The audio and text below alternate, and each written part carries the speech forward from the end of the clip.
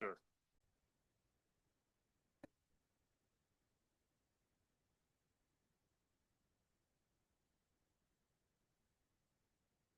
All right, let's call to order the Lititz Borough Council meeting for February 8th. All right. Mayor? I don't see anyone from the Lititz Ministerium out there. Am I missing them? If not, let's have a moment of silence, please.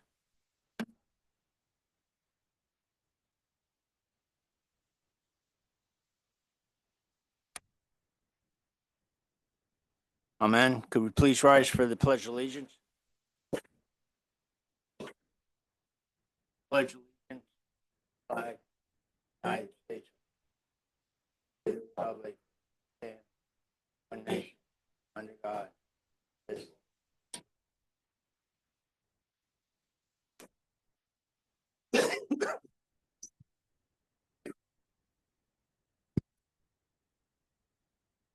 Thank you, Mayor.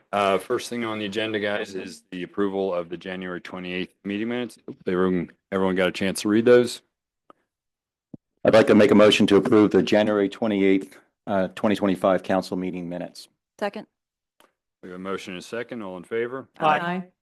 Opposed? Motion approved. All right. First on the agenda, we have a conditional use. So we will first close the official council meeting so that we can open the conditional use. All right. Everyone will bear with me. For those of you who've been here before, I've got a long list of things I got to read here before we get into it. The procedure for conditional use hearing before the Lititz Borough Council will be as follows. The applicant will be given the opportunity to present its request to the Borough Council, during which time the Borough Council may ask questions of the applicant. Formal rules of evidence will not apply. However, Borough Council does reserve the right to limit repetitive, redundant information and questions that have no relevance to the issue at hand. Number two, at the conclusion of the applicant's presentation, parties represented by counsel, if any, will be afforded the opportunity to ask questions of each witness. Borough Council will then ask additional questions it may have for the witness. Item three, after the Borough Council has asked its questions, anyone else present who wishes to ask questions of the applicant will be given the opportunity to do so. Number four, parties opposing the application, if any, will be afforded the opportunity to present testimony. The same procedure will be followed with regard to cross-examination of those witnesses. Number five, at the conclusion of the hearing, any person who wishes to make a statement on the record may do so. If the statement is to be considered as evidence, the statement must be made under oath. Number six, the Borough Council may or may not make its decision this evening. Number seven, it is important to remember that everyone is afforded a full, fair, and impartial opportunity to present statements either in favor or in opposition to this application. Consequently, your cooperation is requested in allowing all witnesses to make their statement. Number eight, individuals may be expressing opinions different than yours and should be afforded the opportunity to do so. Everyone that wishes to make a statement in favor or in opposition to this application before the Borough Council will have the opportunity to do so. Finally, number nine, do not make statements when you're asking questions of the witness. The opportunity to make statements will come at the conclusion of the testimony in this matter. I think I got it all right. Sounds like it. All right. There's one hearing on the agenda this evening. It is the 306 East Main Street Garage Demolition Conditional Use. Identify the parties of the hearing, Mike and Jane Smith. You guys want to come up? Elijah, would you like to read the documents containing official record? Sure, I've supplied them to the stenographer already. There is the application of the Smiths. There's the my recommendation letter recommending approval for the demolition. There is the draft planning commission minutes from February 4th recommending approval of the demolition. And there is the proof of advertisement. The advertisement ran in the Lititz record on February 6th and February 13th. All right, Elijah, I think you answered each of the questions I'm supposed to do after you get up there. I hope so. But those are what we entered into the exhibits. All right, you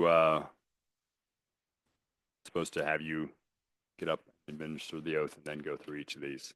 You kind of jumped the gun on me.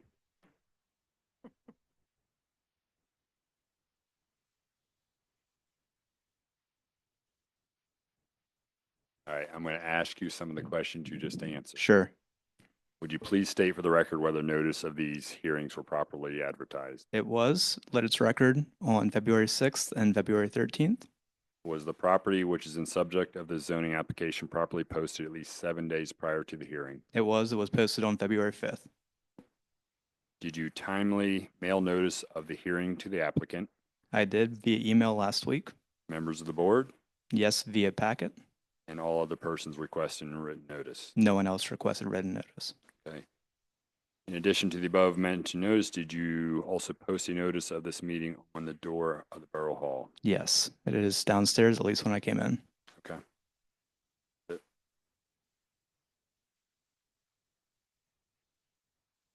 Is there anyone else that has party status to this application? All right. Oath to the applicant. Good evening. I'm Jane Smith. It's my husband, Mike Smith. We are Lititz Borough residents. Oh. Sorry. Sorry.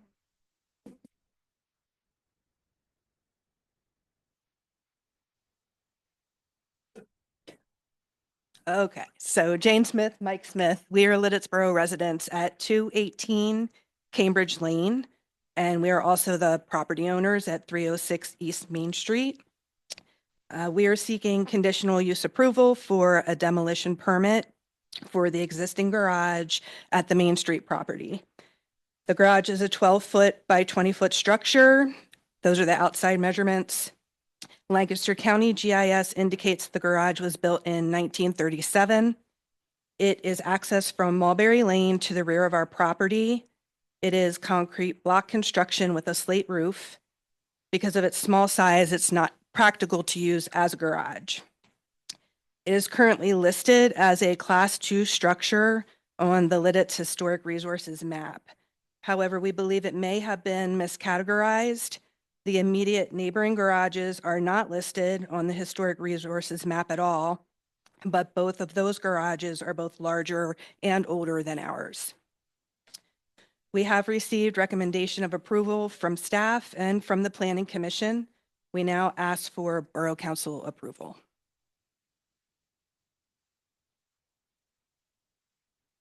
Council, any questions for Jane? I don't have any. I was at the planning commission meeting when they presented this, and it's pretty cut and dry. I think it's pretty straightforward that it's worthy of demolition, and would be an asset for what they're proposing to build. Any questions from the public, Ms. Smith?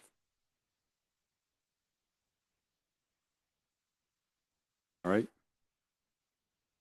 There's no other questions, comments, or statements. Are you looking for a motion? I would like to make a motion that we approve the application for demolition of a garage, conditional use demolition of a garage at 306 East Main Street. Second. We have a motion and a second. All in favor? Aye. Opposed? Motion approved. Congratulations. All right. We will be closing the conditional use hearing. Thank you for coming out for your 8 minutes of fame. All right, we will be reopening the regular council meeting. So the second presentation we have is the Warwick Street Storage Resubmission.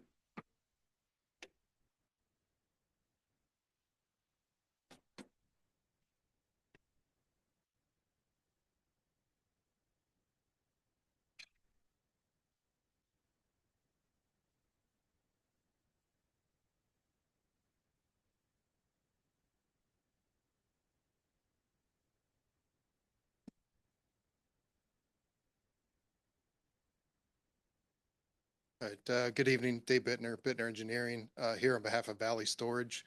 Valley Storage owns a property at 150 Warwick Street. They bought the property in 2024, I believe, last year.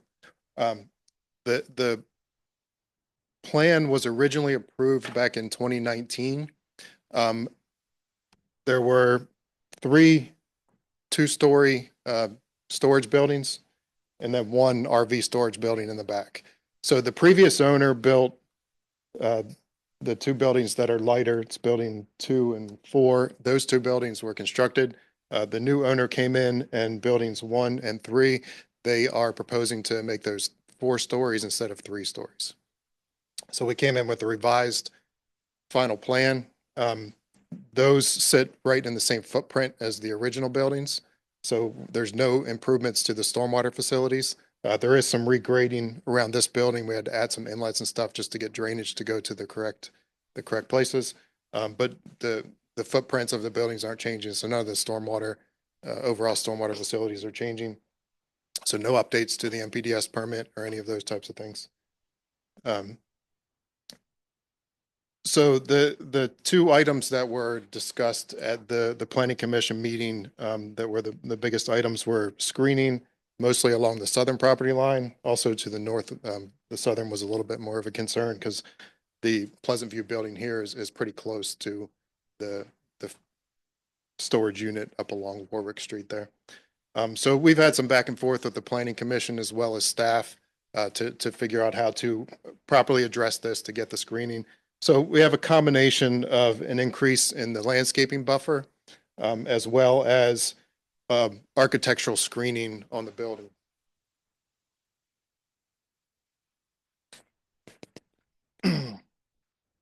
So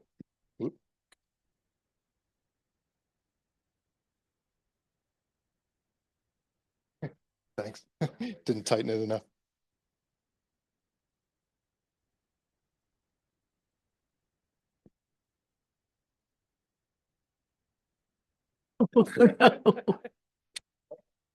I think we need new.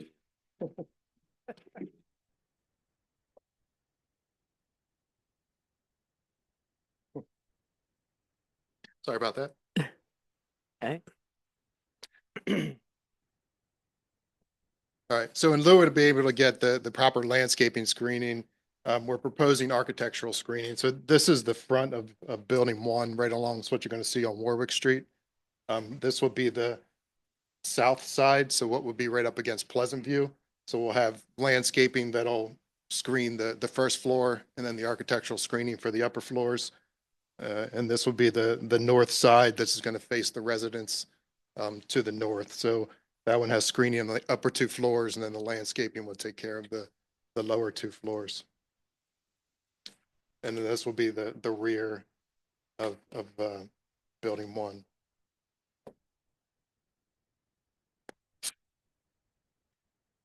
And then building 3, the one that's further back into the site, same thing. These are screened essentially on the top 3 floors to get adequate screening to the Lititz Springs storage or Lititz Springs apartments to the south and the Pleasant View apartment as well. And this is mostly, when you look at these from the ground floor, the landscaping is going to take care of the screening. It's really from the upper floors of those buildings that you're going to see the lower part of this building, which is why, through back and forth with the township and the planning commission, we originally had the top 2 floors. We lowered it to the top 3 floors just to make sure we get that adequate screening on the upper floors of the existing residential buildings to the south. So that was, I would say, the main discussion item with the planning commission. So if you guys have any specific questions on that. If you could help me understand more of the architectural screening. So are they part of the architectural structure of the storage units, or is this a freestanding wall that you have there? No, it's essentially an exterior facing on that building. Okay. Yeah. So it'll be, it's attached to the exterior of the building. It's just a nicer facade rather than just looking at your typical storage unit. So it's part of the structure of Yeah. storage unit Yeah. stuff.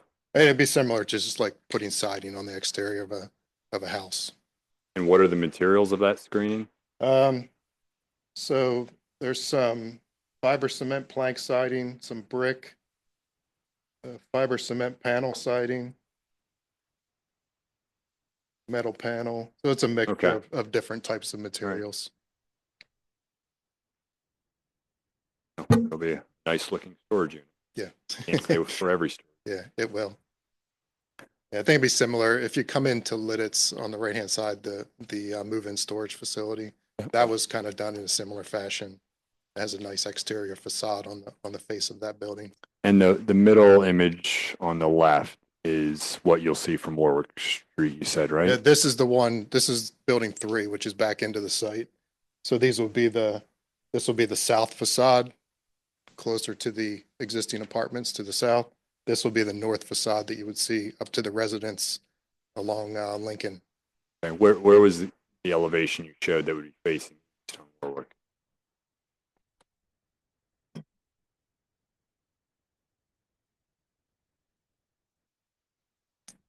That one. This one here will be facing Warwick Street. I just remember when I was on planning commission when this came through 10 years ago or something. Mhm. But we wanted, a more vertical element so we can have more of the similar streetscape that's being created there with the other. Right. Yeah, and I think the architect wasn't able to be here tonight, but I think they kind of played off of what was done on the Pleasant View building directly adjacent to this. I have a question. So it's taken several years to develop this property, and it looks like some living landscaping was established a few years ago, but it doesn't look like all of it has survived. So No, what's it your has plan not. to replace all of it and Yeah, restart over? yeah. I mean, whatever's dead, obviously that will be replaced, and I think some of that's already been in the process of being replaced.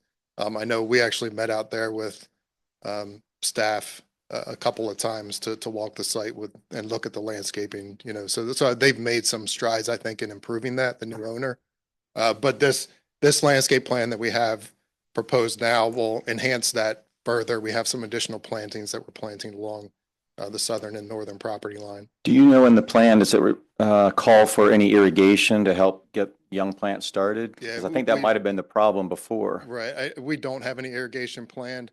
I think some of the issues there too, it wasn't the existing topsoil, I think, was not adequate, and they didn't really take the time to get the proper, materials in there to get it to grow properly. So, with this one, I think, they'll put a little bit more effort into getting those to establish. And I know the township's still holding escrow on that as well. So, they have that to, be able to get the owner to get that installed properly. Thank you. So a question, the owner owns a number of properties around the country, is that correct? Yeah, I don't know what their footprint is, but yes, they do own properties in other places than here. And so this location is one of numerous properties owned by this particular owner. Yes. I'm just curious about maintaining the property. The owner's not a resident of the borough, somebody outside of the community. How does that look? Yeah, that's a good question. I mean, I know they do have someone, and I don't know if they're there every day, but they do have a person dedicated to this site that will be there to, I know in meeting out there with him and the borough staff, he was very hands-on about getting that stuff cleaned up that's there, because there was a lot of overgrowth in the existing buffers, and he was very hands-on on getting that stuff cleaned up. So to answer your question, I haven't seen their other properties, been to their sites to see what they look like, but I think that they hopefully will keep it keep it up. So I have a question for Elijah. So the current zoning allows for expansion upward. Yes. Yes, it goes up to 4 stories, and this is an allowable use under the industrial district. Thank you. Yeah, I think we're allowed to go up to 60 feet, and I think we're around 48 at the highest on these, if I'm not mistaken. The 2 existing buildings are 2 stories. Correct. One is 2 stories. The other one is one. It's an RV parking pavilion. Oh, it's It's just, the one okay. in the so- back, so it's just 1 story. And it's just a roof, it's not sides. It is sides. It is Yeah, sides it, as it well. has garage doors on the front of it. Okay. Yeah. The one that's 2 stories, does that have the same material on the second floor that you're proposing to use?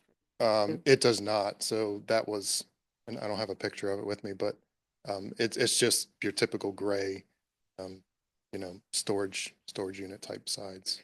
And there's no plans to update that with matching? We did not have any discussions with the borough or the planning commission on updating that one.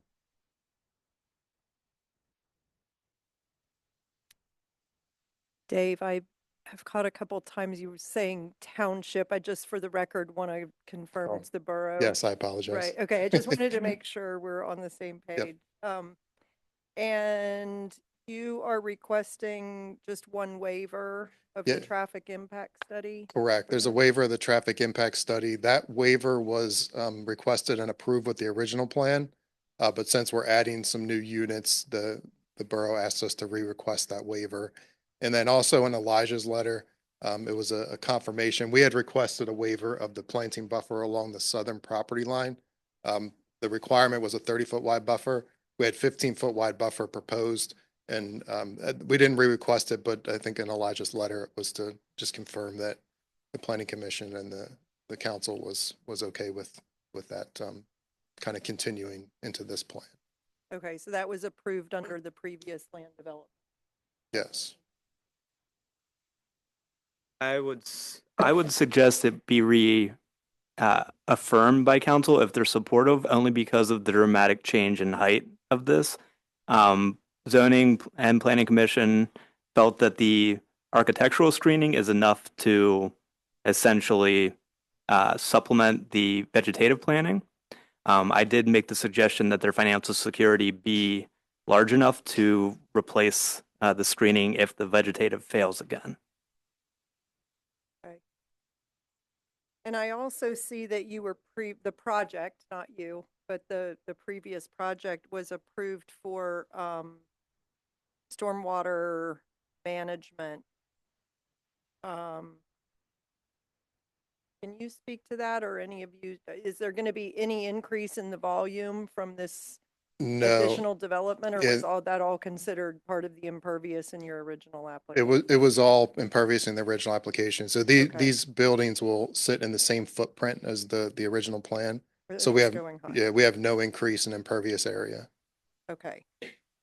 And so I would just ask that you talk a little bit about the traffic and what you know about the traffic so that we can make a good call on that one. And then my other question has to do with lighting and whether, what the lighting plan is.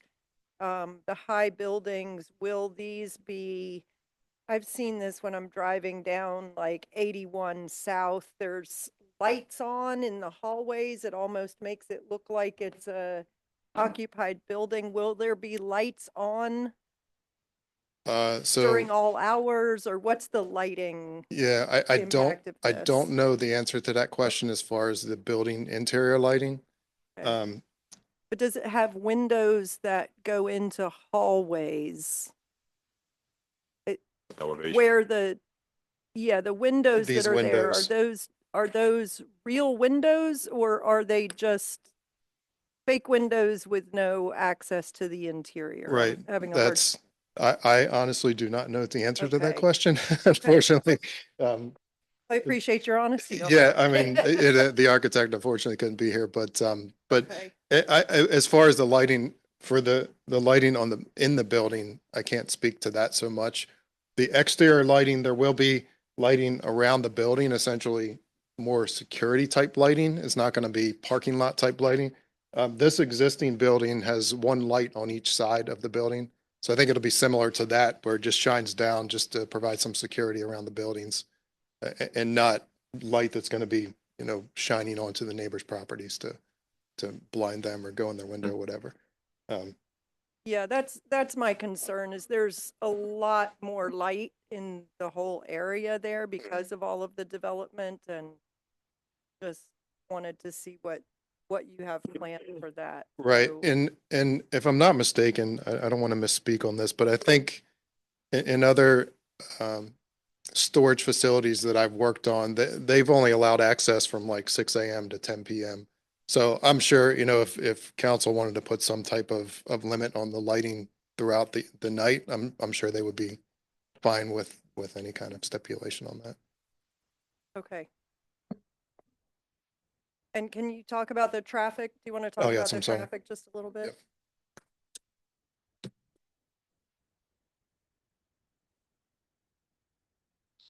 All right, so from the original plan that was proposed with the 2-story buildings compared to this one.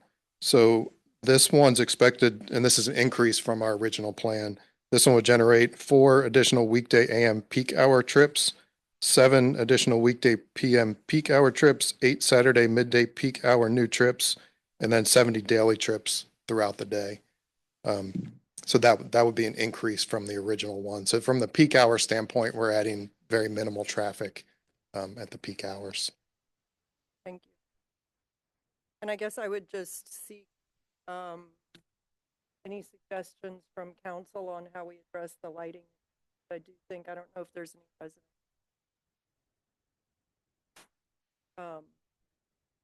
I had a parking lot built next to my house, and it is important, I think, to retain our residential nature of our community. Yeah, and so suggestions on how we might staff. Well, both the zoning and the Saldo require lighting, with the exception of security lighting, to be reduced to, I think, 75% after 11 p.m. And so whether council would want to weigh on that or not, that is part of the zoning. So if it was providing a nuisance, that is something Lori could follow up on in enforcement. Okay, all right. And regarding the interior, I mean, there's building code requirements to have some interior safety lighting. I mean, I don't know whether or not they can have motion sensors. Again, this is all architect question. They have to have some lighting. So if security reasons, somebody can see down the long hallway they got to get out of. So, but I know what you're talking about too. I've seen the ones where they're intentionally illuminated so you can see Yes. them. Yes, and I just am not sure that if I were a resident living there on Lincoln, I would want to look out my back door and a lit up building at night. And we can, again, it can be part of a condition. We apply that the architect provides information on the interior lighting.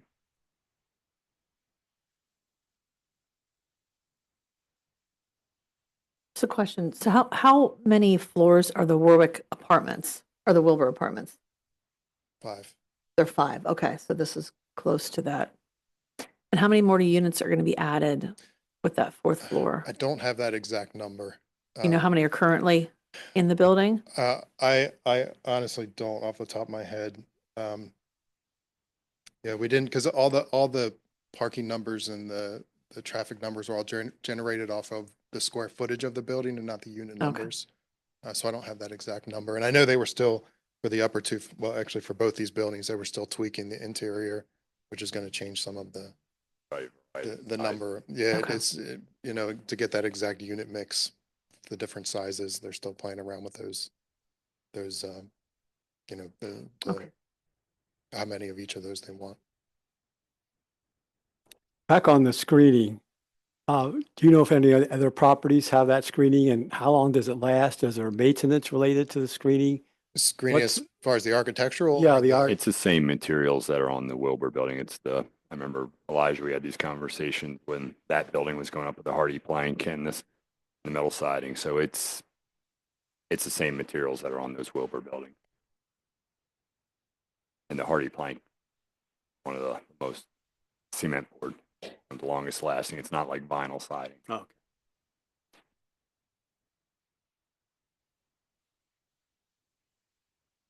The other piece of it that I failed to mention, lots 2 and lot 3 up here on Lincoln, 48 West Lincoln and 44 West Lincoln. There's, for some reason, I don't know why this was done, but there was a little bump out on this property that went into those 2 properties. So as part of this plan, we're doing a lot add-on to take that area and give it back to those 2 lots, just to kind of clean up the back of that, the back of where that little bump out was. Is that just adding soil or plant material or? Well, it's swapping the lot areas. It's still going to be the same. It's grass area now. I think these people probably Yard. maintain it as it is now.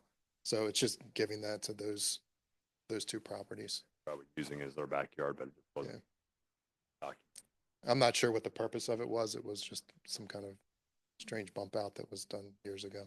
That is a redeed, though. You're going to Yes. redeed those with.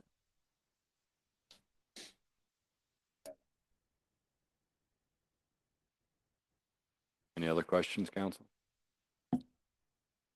Questions from the public?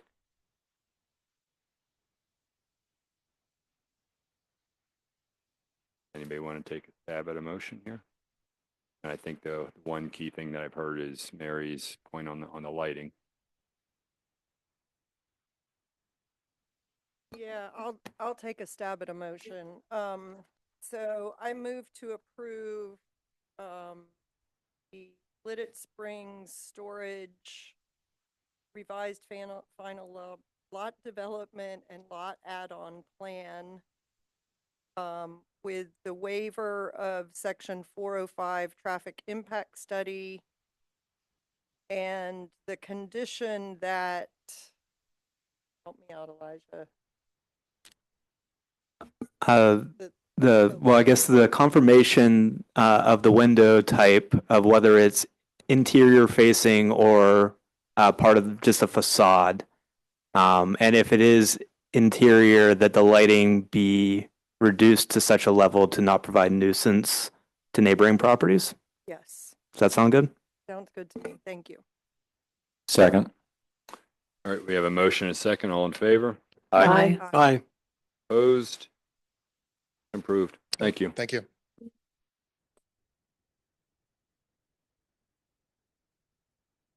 All right, while David's taking those down. 2024 MS4 program annual update. Charity in here.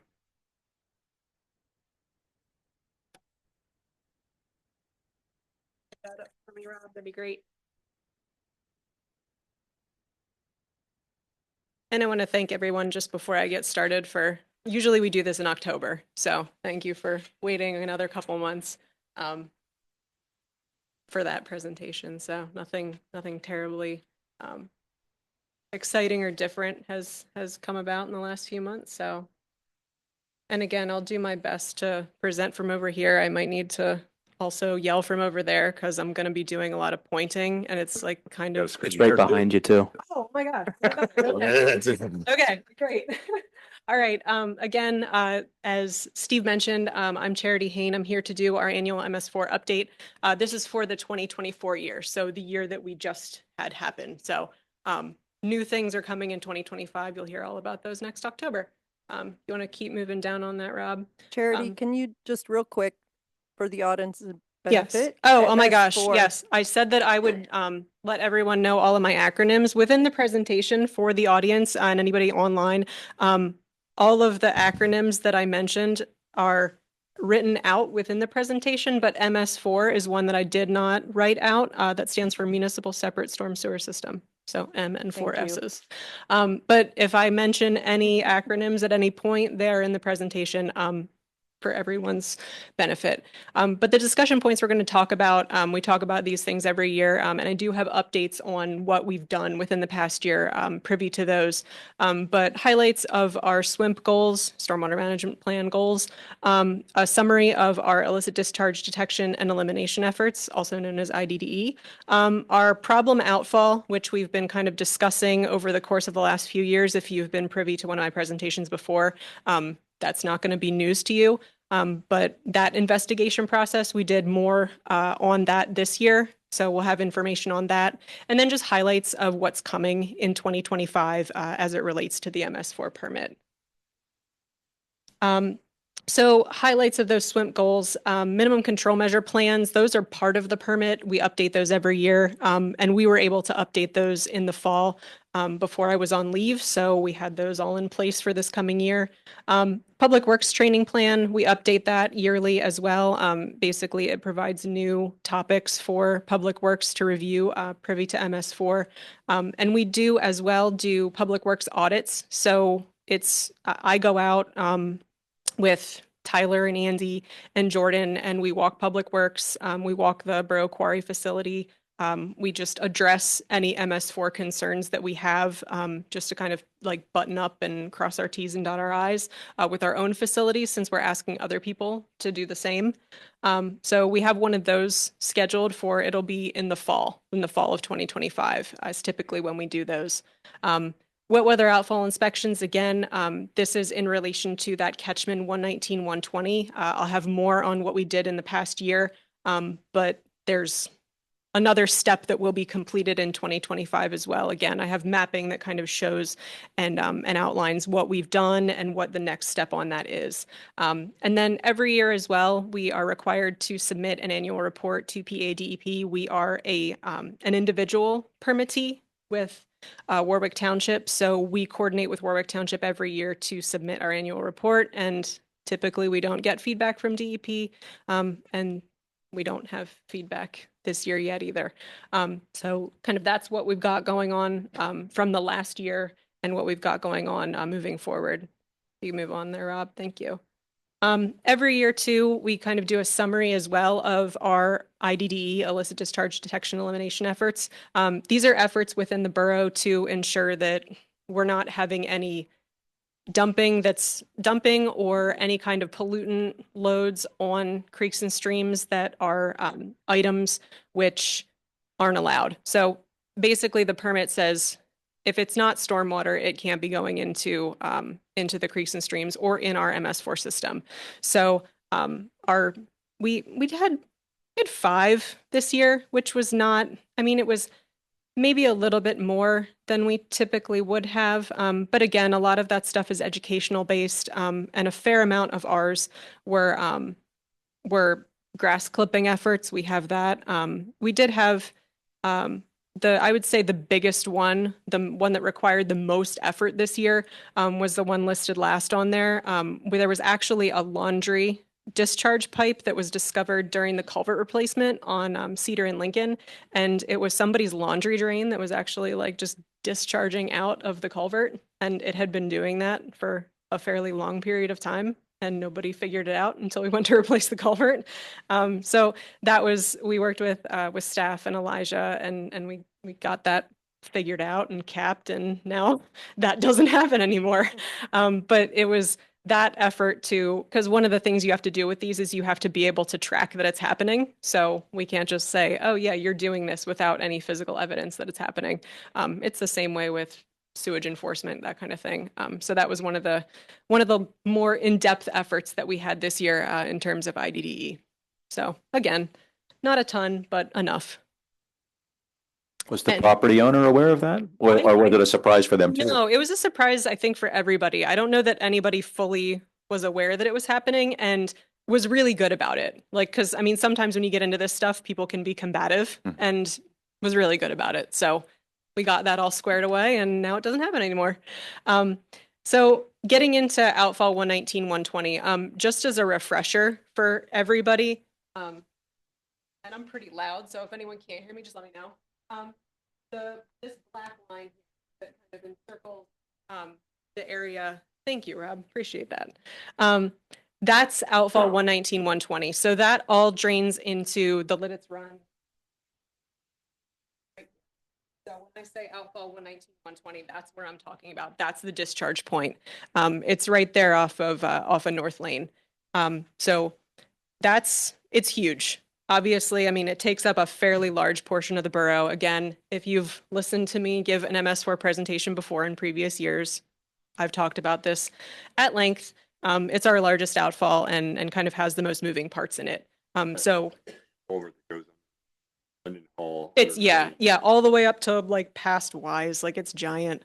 And takes a little bit of Moravian Manor as well. It's massive. And so typically with a larger drainage area like that and a larger outfall, you're obviously going to get a lot more pollutants, a lot more chance for something to be getting in there. So one of the things we do is we test, again, this is not new news if you've heard me talk about MS4 before. We do wet weather testing on all the outfalls. So all the points that go into the creeks and streams, we've done wet weather testing on this. Our testing has gotten us to this point where we've concluded that this one is the worst. And the different markers that we have listed up there are what's required for us to test for through our permit. So phosphorus, ammonia, nitrogen, nitrates, nitrites, total suspended solids, i.e. Sediment, fecal coliform, and total coliform. So those are the things that we're looking for very specifically when we test for these. So just a brief update on 119, 120. So this is kind of the meat of what we did in the last year. So all of the areas which we broke the outfall into different drainage areas. So like parts where pipes come together and grading comes together, and there's a marked like point where that happens. So it was 3 different areas within Moravian Manor, which are Manor 1, 2, and 3. Those go into that large basin over there at the Manor.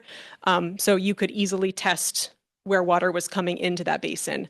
Broad and Marion was a lot larger. That took that whole area. And that was going to be one of those things where if I found something that was a marker, like that was elevated in there, I would have had to break that out even more. And then we also did, I say Marion and Stark, that kind of takes that section right there behind Linden Hall. And then Lemon and Cedar, that's like the large majority of that. So we were able to test 6 points within that. I had ordered 6 bottles from the lab for all those markers. And we had an event where we were able to test for that. Had I needed to test for more, I would have not been able to.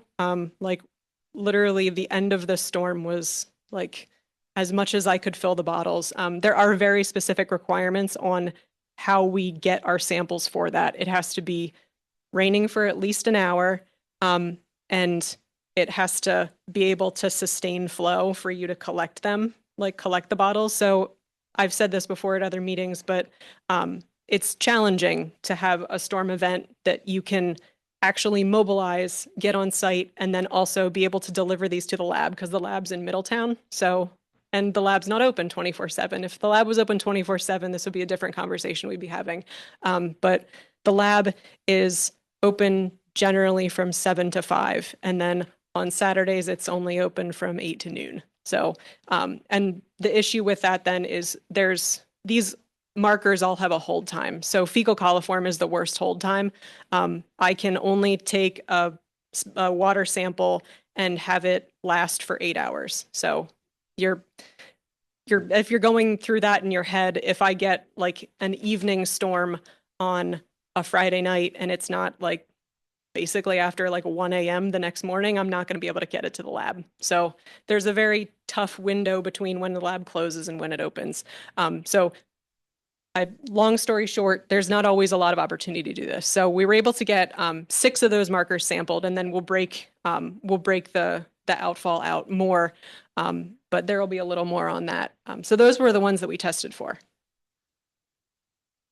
And what we did conclude, the outfalls at Manor 1 and 2 and the outfall at Marion and Stark, surprisingly, again, were the only 3 that had any elevated levels above what I would typically see. Like there's a standard with which it qualifies as being high from the lab.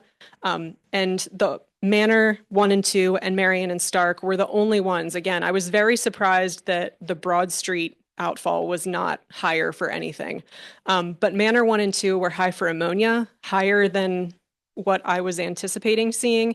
Not alarmingly high, but high enough that I'm telling you about it. And Marion and Stark was high for sediment. Again, that's one of those things that I think is a little easier to kind of curb and can be a little more, I guess, changeable through environmental factors.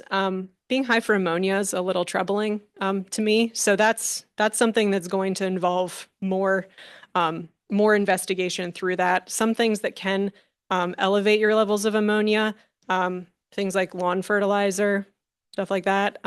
Also, like septic or sewage, things like that. But again, Manor 1 and 2 weren't high for fecal or total coliform. So again, I'm just making broad generalizations here, but again, keeping on our radar what areas were high. So again, this is like a long-term process for this outfall, is figuring out like what was high for what, and then figuring out where it's coming from. Because the outfall 119, 120, the point where everything comes into the Lititz run, one of the highest markers that was in our original testing was for fecal and total coliform. So that's what I'm struggling with, was I was waiting for this very big smoking gun of finding a lot of fecal, like high results in one of these outfalls that we tested, and I didn't find that. So again, we'll keep testing.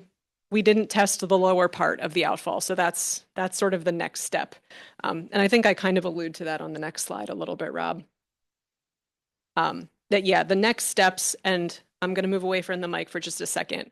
And Rob, but the next step are sort of these points, your purple one, red, the gray one. I was able to kind of break out more testing points on the lower part of that outfall as to what the next step for that would be.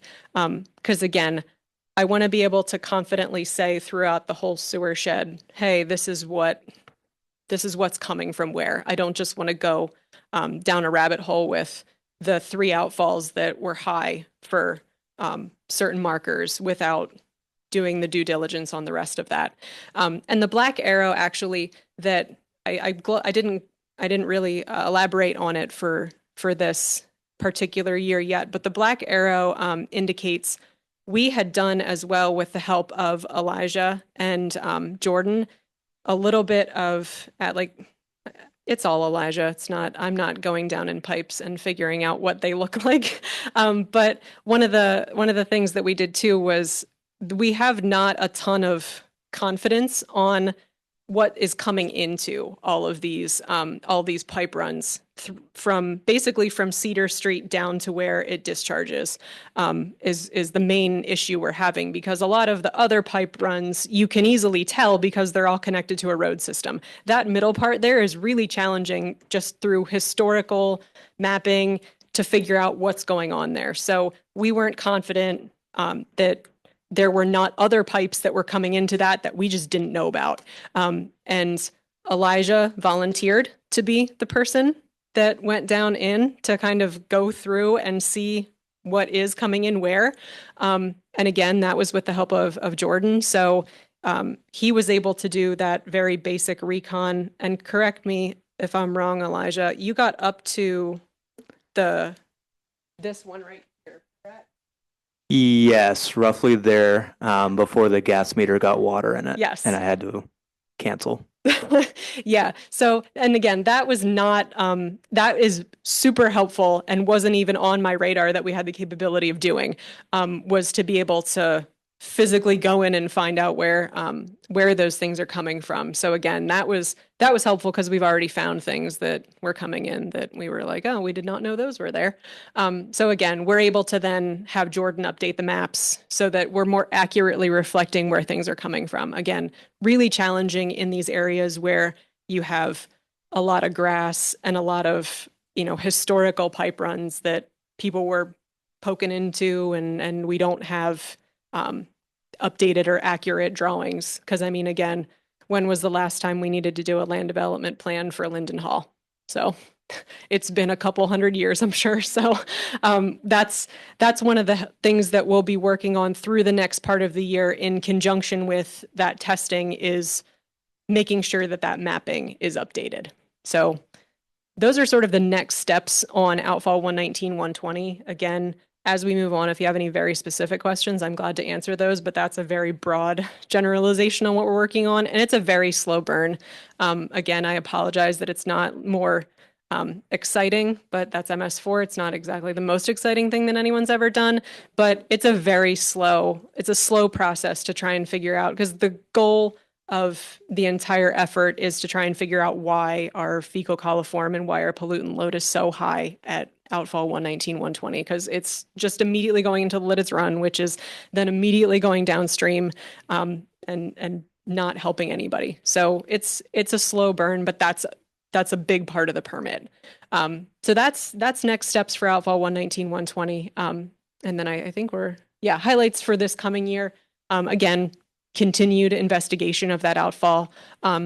The public works audits, like I mentioned, those will be completed in the fall, to make sure that we're doing all the things that we need to do. And then obviously, again, continued public works trainings, and continued post-construction stormwater management, best management practice, i.e. PCSM, BMP inspections. That's just one of the things I work on with Jordan as part of minimum control measure 5 for our permit, to make sure that all of our stormwater BMPs within the borough are being maintained appropriately per the permit. And then a little insight on something that I didn't include in this presentation. Since the new year had started, the PADEP has actually come out with new guidance on what's to be expected in the next permit cycle for the general permittees. They've told all of the consultants and everyone who's working on it that it's not, basically they've said ignore it if you're an individual permittee, but there are questions as I'm reviewing it that I'm curious as to how they impact an individual permittee like the borough and Warwick Township. So those are questions that I'm going to be asking as we move forward. So there may be more information about that, because in the new permit, there's a lot of alluding to collaboration and how you can be getting credits for collaboration and collaborating with other municipalities. And most specifically, I'm interested in knowing how we've already been collaborating with an individual permit. How do we benefit from that? And that was one of the initial questions that I know Jordan from staff had, and like I've asked as I've been reading it on my own. So as the new permit kind of gets legs with the general permittees, there will be more information that obviously I'll share with you with the MS4 committee. We meet monthly, but also as we get to our yearly update next October. Again, I'll have a lot more information on that and how that impacts us. Because right now, the new permit draft is in comment. So consultants and the general public are allowed to make comments on the new draft. So again, I'm asking all of those questions. So again, if at any point you all think of things, feel free to just send them my way if you're thinking MS4 at any point and you have any questions related to the new permit or something that maybe I possibly can't answer with the new draft, or how that might impact us and our individual permit. Again, by all means, pass them along, because no questions are stupid questions. As I've understood while I'm reading it, I'm like, there's a lot of questions to be asked and a lot of bugs that need to be worked out in the new permit. So again, I didn't include that in our presentation just because it's brand new information as of the end of January. So, but that's what I've got for this year. Does anybody have any pressing MS4 questions that I could possibly answer? Mary, this is your world, I'm sure. I've got some questions. But Right. you sit in It's me. a good job of asking me a lot of questions on a monthly basis, but I'm glad to answer all your questions, Mary. I used to be enthralled with this stuff. All you had to do was listen to a couple of my presentations and that. No, just kidding. Then I got elected to council. No, so I don't have any specific questions. You said the goal really is to figure out how we protect our waterway. Yep. That's the goal of this. Along those lines, we had a conversation just recently, so I really just want to raise this for council's edification, I guess, and the public's information. One of the other pollutants that we are more and more concerned about over time is salt, and how salt impacts our waterways. Salt is very toxic to plants, fish, algae, insects that the fish feed on. Stat that I found today, we use in this region 200 to 400 pounds of salt per person per year in this area for winter snow and ice control. That's a lot of salt, which ultimately makes its way into our waterways. They've just done some research recently. They've done some sampling of streams in the region. Lititz Run has one of the highest levels of chloride. It was 267 milligrams per liter, whereas natural range is 5 to 20. Very high. We've put a lot of money into protecting this stream and restoring this stream. So, what we're thinking about is next year joining together with our partners in the region, the Lititz Run Watershed Alliance, Warwick Township, and doing a little bit more education about salting and proper levels of salt application. We obviously don't want people slipping and sliding on our roads or on our sidewalks, but simple things that we can do. Go out and sweep up the salt that is still out there after the storm. Little things like that we as individual residents can do, but we're hoping to do more education on that next year. Definitely. So I don't know if you want to say anything more about salt. Sure. Yeah. And that was one of the things that, again, Mary alluded to. We discussed that at our last MS4 meeting. And we had prepared at least a very basic fact sheet that I think Jordan from, on staff, we both concluded that we're going to delve into that a little bit more and make sure that in addition to providing facts about the salting is then us as a committee determines what directives we want to, what the message we want to get out to people is. Because I mean, you all know it's similar to when it's like with leaf cleanup. If you give a directive that you want something done, then the response is, well, what should we do about it? So that's one thing we're going to work on this through the year so that we can have that very clear message ready to deliver for next year's salting season. And that'll be, we'll get the fall, the early part of the fall that's going to be the directive. We'll have more info on, hey, this is what we want to be doing to combat the issue. And I think just since there's an audience, one of my favorite anecdotes, not anecdotes, it's one of my favorite factoids about salting is that an area 200 square feet, so I mean roughly the size of this front part of the room, you only need this much salt to salt the whole thing. And if anybody had gone out during any of our last storms, I mean, I know my husband and I thought it was comedic when you'd walk up and the salt's now colored. They colored it and it gave you a really a harsh slap in the face as to how much salt was actually down there if it can color the entire sidewalk. It was like gravel.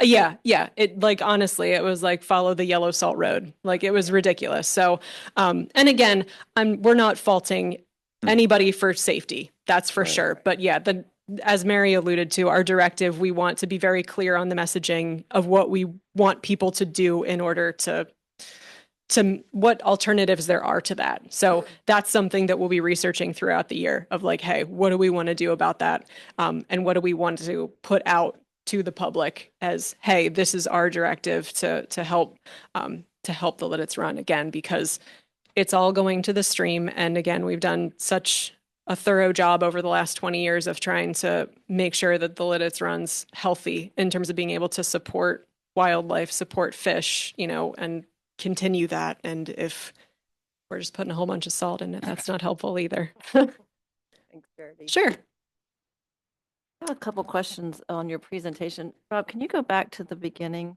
And I'm curious, I'm assuming that all of these pictures are of areas in Lititz Borough. Yes. Yes, they are. So on the picture, the highlights of SWMP goals. Yes. What is that a picture of on the left? The picture on the left is actually, that is on Lockup Lane. That was one of our MS4 pollutant control plan BMPs. That was basically like an infiltration pervious paving for the water drains into the middle of that. And then soaks through those pervious pavers in the middle. We did that, I remember, a couple years ago, right? Yeah, I want to say 2020. But yeah, that was part of our stormwater management Similar to if you PRP. go down North Garden. Yes, Right. So, and then on the next slide, the yes. picture of the storm drain, what are you trying to show us in that picture? Yes, that storm drain picture, that one was very specific to illicit discharge efforts. Just because, again, you have to be aware that anytime that something's going into the storm drain when it's not raining, like anytime that I see, that's like a red flag for me. Like if I'm looking and I'm like, oh, okay, there's water going into the storm drain right now and it's not raining. Where's that coming from? Is it air conditioner condensate? Is it somebody decided to like wash their cars, or is it somebody was changing their oil and dumped it down the side of the road? So that's the kind of stuff that I like to put people on notice for. Mostly people Is do that with like and the- sump pumps a lot of times. Sump pumps, after, yep, I mean, There's yep. one on Drain their down pool. the street. pool draining. Yes, that's Oh. another one. That's Been another one. before. I deal with that one a lot in like larger, more suburban municipalities. Like a lot of our townships we work with, pool draining is just like the amount of effort I've put into like leaf cleanup and salt here in the borough. It's pool draining in like all of our other townships. So yeah, things like pool draining like that. I would look at that and be like, okay, is it air conditioner condensate? Is somebody draining their pool? Why is there water going in there when it's not raining?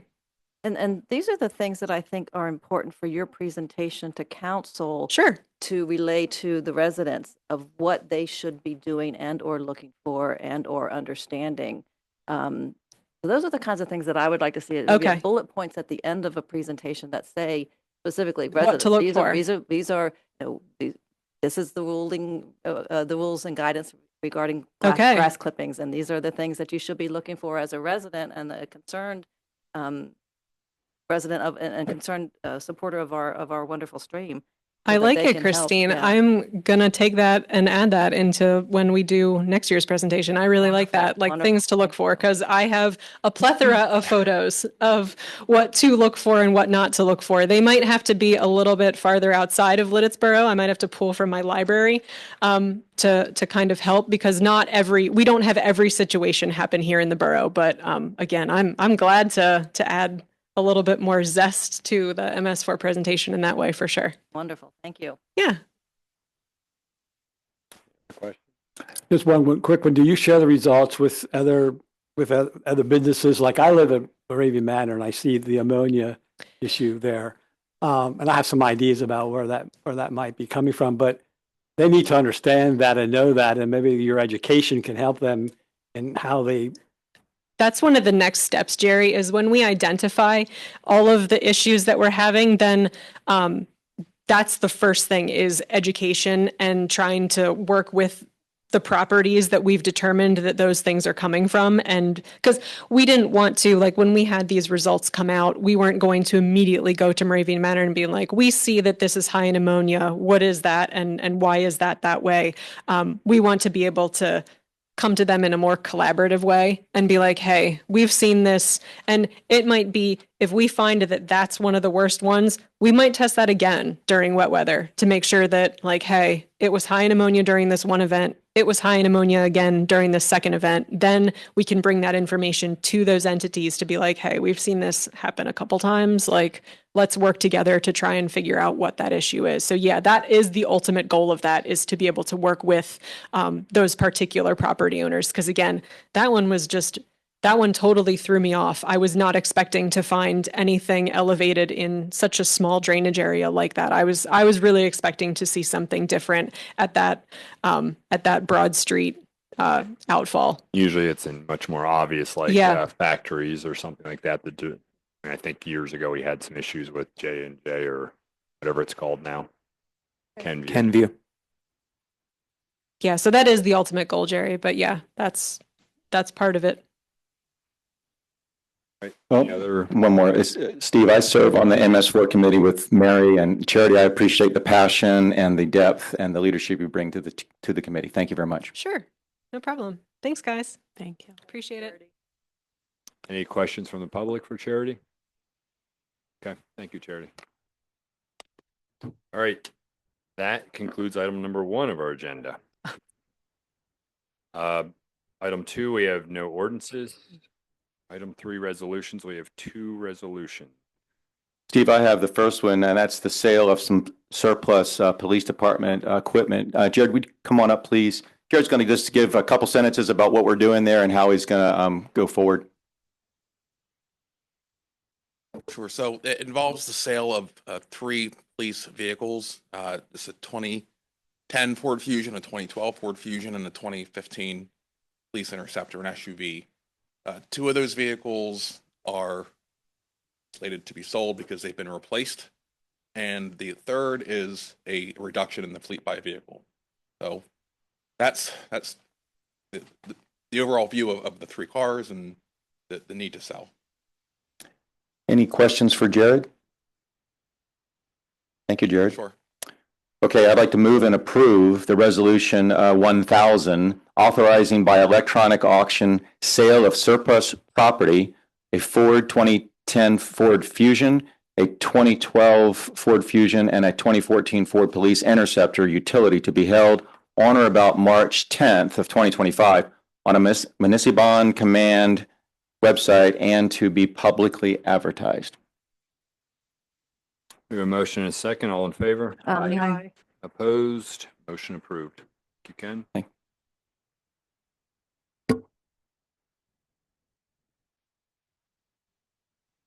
The second one, the 2025 fee update.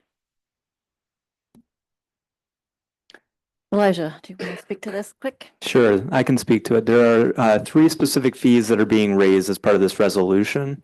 The first is for the rental registration and inspection fee. This has not been updated in at least 10 years. I think it's probably closer to 12 or 13. The proposal is to raise that fee to $78 a year. And currently, I believe it's $40 a year for registration, and it would be $50 for inspection, but that inspection only happens every 3 years. What we're proposing moving forward is a flat fee charged yearly. And then the first inspection for the program is essentially free. This would help the downstairs when fees come in, that they're not having to root through which of the 3 years in this cycle that they're in and tracking 2 different payments. And it would also increase the fee essentially, I think, 30% based on inflation to keep up with staff salaries. Any questions on that one? No question, but I like it. It simplifies the fee application. It recognizes the cost that we endure, and I like the resolution. The second one is to begin charging a fee for special event and activity permits. $20 for activity permits, $35 for special event. And this essentially reflects the staff costs to maintain these and bring them through the process. Any questions on that? Okay. And the last one is to begin charging pavilion fees for our 2 pavilions. It's proposed to be $40 for residents, $60 for non-residents. This is something that the WRRC does already for both of our municipal partners. It would not require a reservation, but if you're looking to have a reservation, this would essentially give you the first dibs on it. So if you go to Spruce Street, there's no one in there, feel free to use it. But the one thing that we'll probably need to be constructed by Public Works is a sign to essentially have for postings if it is reserved. The fees suggested for the pavilion rental, are they in line with other township? They are. Okay. They're actually lower, but they're not as large and we don't have amenities. But yes, they're relative to what we offer. And is there any formal process detailed right now for reserving a pavilion, or is it, since there's not much demand, is it a call to the borough office? And So at this point, we don't have anything, and all the pavilion rentals would be held through WRC through the regional rec site. okay. So if you wanted to reserve it, Warwick Township, us, Elizabeth, obviously those boundaries aren't always as obvious to other people in the community. You could. Now the question is, where do you live? And there will be a higher fee if you're not a resident. Okay. But there's just going to be a sign at the pavilion, they contact WRRC. If you would like to reserve it. But we would have to, once this goes into effect, we would have to create that.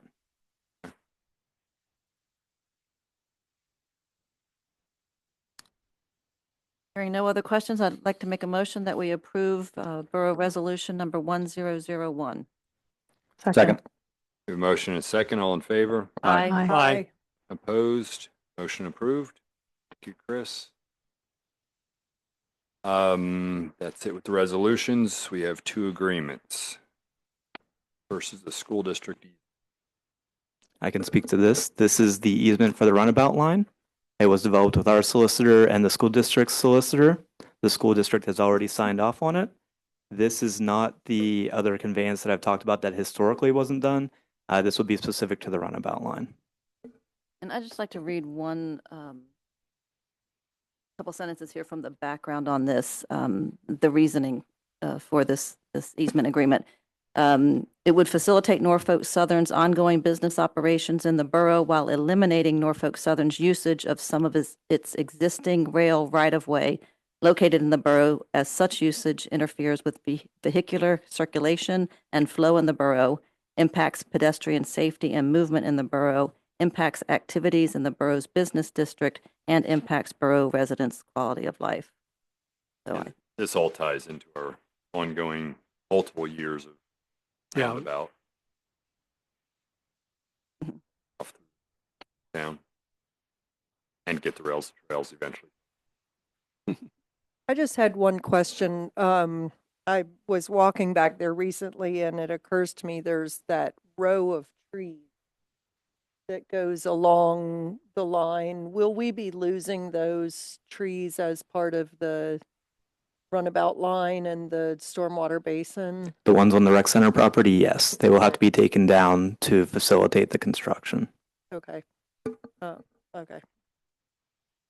But the construction only went out, like, I'll say, left field of the softball field. Where it was going that far. It started left field of the softball and then proceeded east across the rec center property to the school district property where it would tie back in. Okay.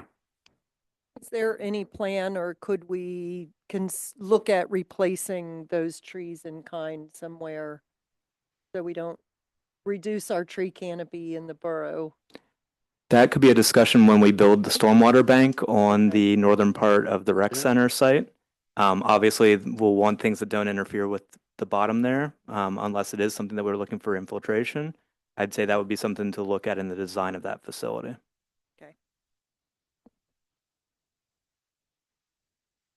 Okay, Elijah, thank you for your continued hard work and diligence on this particular issue. I'm so grateful that we've gotten this far. I'd like to make a motion that we approve the agreement number 571 easement with the school district on the runabout line properties. Second. We have a motion and a second. All in favor? Aye. Aye. Opposed? Motion approved. One more. The Conservation District. Mary, do you want to take that one? Sure. So this is an agreement between it's a memorandum of understanding between the Lancaster County Conservation District and Lititz Borough, wherein the Conservation District provides certain services to the borough on behalf of the borough as it relates to erosion and sediment pollution control and permitted discharges associated with construction activities. One of the things that Charity mentioned in her review, and we coordinate with the Conservation District. They provide review services. It's a partnership. They also provide education and so forth. We agree to refer people in need of a permit to them. So there are some reciprocal kinds of obligations throughout the agreement. There is no fee associated with this service, to my understanding. Is that correct? That's my understanding as well. And this is essentially one of the 6 things we have to do with our permit.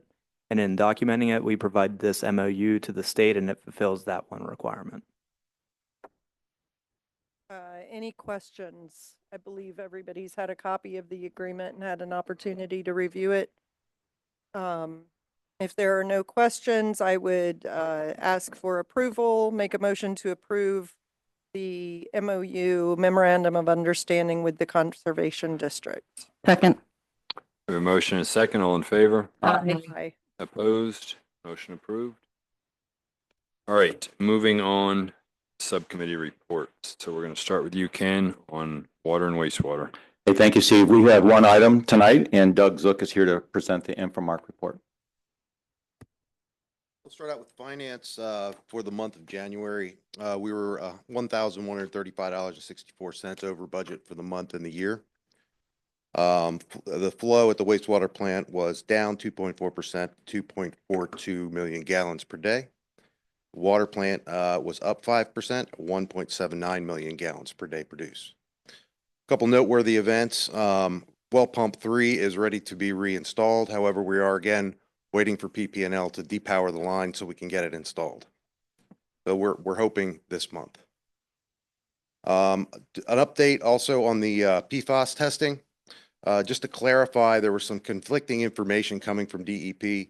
Since all of our 2024 testing was below the reporting limit, our next required testing will be in 2026, and that will be one test per well group every 3 years. So starting in 2026, it'll be one test for every 3 years. There was some confusion on that, so I thought I would clarify that. Thank you for that. Sure. Couple annual reports were submitted. We submitted the biosolids for PADEP and EPA and the Tier 2 chemical reports for the water and wastewater plant.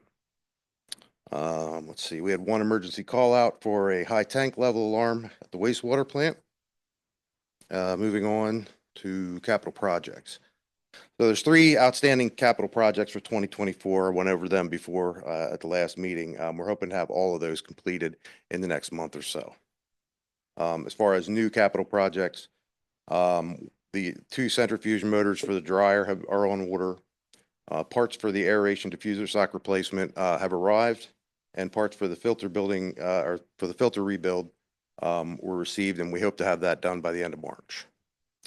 Moving on to water plant, I would like to get 2 items on the 2025 capital budget approved.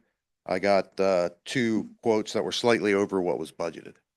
The first one is the rebuild of the high service pump with the new motor. There was $33,000 approved. The current quote is $34,000, which is $1,000 over. And then also the flow meter replacements. I received an updated quote today, so that wasn't in your packet. I'll gladly supply that. That was actually $3,602.70 over the $18,000 that was budgeted. So I'd like to get approved those 2 projects for an overage of $4,602.70. And I'll gladly explain what either one is if anybody has any questions. These are already approved, they're just going over what we had planned for in the budget, right? Correct. What was the first one again? The first one was rebuilding of the high service pump with a new motor. And that's rebuilding the pump in place, installing a new motor, and then a separate line item in the budget is going to be to have that motor rebuilt as a spare. All right, let me give this a shot. I'd like to make a motion to approve 2 new improvements. One is a high service pump, new motor, and a flow meter replacement. These items have been approved, but the cost is higher than what was budgeted, and we need those to facilitate to move forward on our project. So Correct. Second. Motion and a second. All in favor? Aye. Opposed? Motion approved. Thank you. Any questions? No, Doug, good. Thanks for that good reporting. Just to make note for council that we've now aligned ourselves, or Infomark has aligned ourselves with budgeting. Their calendar or their year ends when our calendar year ends. We had a fiscal year going for last year, and now we've aligned ourselves. So thank you for making those changes. Thank you. And I just have one quick thing. I was at the Lititz Run Watershed Alliance meeting today, and they were talking about the stream cleanup, which is scheduled for March 15th from 8 a.m. to 11 a.m. If anybody's looking for something fun to go out and do, you can help clean up our streams by cleaning up litter. And I just want to thank Doug and Infomark for being one of the coordinators of one of those sites. So if you'd Very like welcome. more information about that, you can go to the Lititz Run Watershed Alliance website and reach out to their staff for more information on that. So thank you to Infomark for being willing to partner and help with us, help us Absolutely. with that. Council, any other questions for Doug? Okay, I'd like to make a motion to approve the January Infomark report for the water plant and the wastewater facility. Second. We have a motion and a second. All in favor? Aye. Aye. Opposed? Motion approved. Thank you. Just a couple more things here. Thank you again, Doug. The Water Sewer Committee met on February 19th. Items of business was Infomark and Entech, our engineering firm, shared some of the projects for both the wastewater treatment plant and the water treatment plant. We also highlighted projects where we're replacing manhole 6 and 7, and we continue work on Front Street where we're replacing the meter, or the water meter and the water main, and installing some additional things in that area. The other item that was on that work order was also providing a conveyor for the waste plant for solids, right? Entech is also doing some great studies, helping us get ready with cost estimates for projects next year as we look to 2026 and beyond. And then, as Doug mentioned, PFAS will be part of our annual testing on our project. There was no Lititz Borough Authority meeting this past month, no report, but Mary is going to give us some highlights on MS4. Thank you. Actually, no report. We've heard, I think, enough on stormwater. That Unless anybody has any questions. Thank you, Mary. Everything that I had was reported already, so thank you. All right. Today, I'm moving on to streets and traffic. Okay. Just want to mention Fire and Ice Festival. I hope everybody had a chance to stop by over those 10 days that was running. While the weather during the first weekend resulted in a lower than expected turnout, the team quickly adapted by relocating the Funderland to Linden Hall on President's Day. So that turned out to be a big hit with the kids. Second weekend, however, exceeded all expectations. On Saturday, half of the food trucks sold out by 5 p.m., which I know because I was there at 5:30 and there was. So additionally, Fire and Ice showcased 96 small blocks of ice and 24 giant sculptures this year, marking this the largest display of ice sculptures to date. So my first item, I just want to mention that. My first item is Broad Street. Advertisement to Broad Street signal improvement bid. So just a little backstory on this. We received a grant and signed an agreement in 2024 to accept $140,880 from PennDOT. So the grant is to upgrade the detection to 2 traffic signals at Broad and 6th and Broad and 2nd. So this project would allow the intersections to be more safer, more efficient. The radar detection also will allow the signals to detect other things besides cars, like bikes, cyclists. It'll also upgrade the signal heads and restripe Broad and 6th Street. So this grant money covers 80% of the estimated cost of the improvements, and the other 20 will come from the Highway Aid Fund. So since the style detection is a new component, it's required to be bid out. So before I make a motion, I wanted to see if anybody has any questions about that. Nope. All right, I'd like to make a motion to advertise the Broad Street Signal Improvement Project for bidding. Second. We have a motion and a second. All in favor? Aye. Aye. Opposed? Approved. All right, so these are the special events I'm going to go through first. We got the Pretzel Fest, which is going to be on April 26, 2025, running time from 11 a.m. till 4 p.m. It's going to be located running down South Broad Street from Orange Street, the whole way down to Lincoln, and then also parts of Main Street down to Water. It's put on by the Kiwanis Club of Lititz, and they're selling tickets.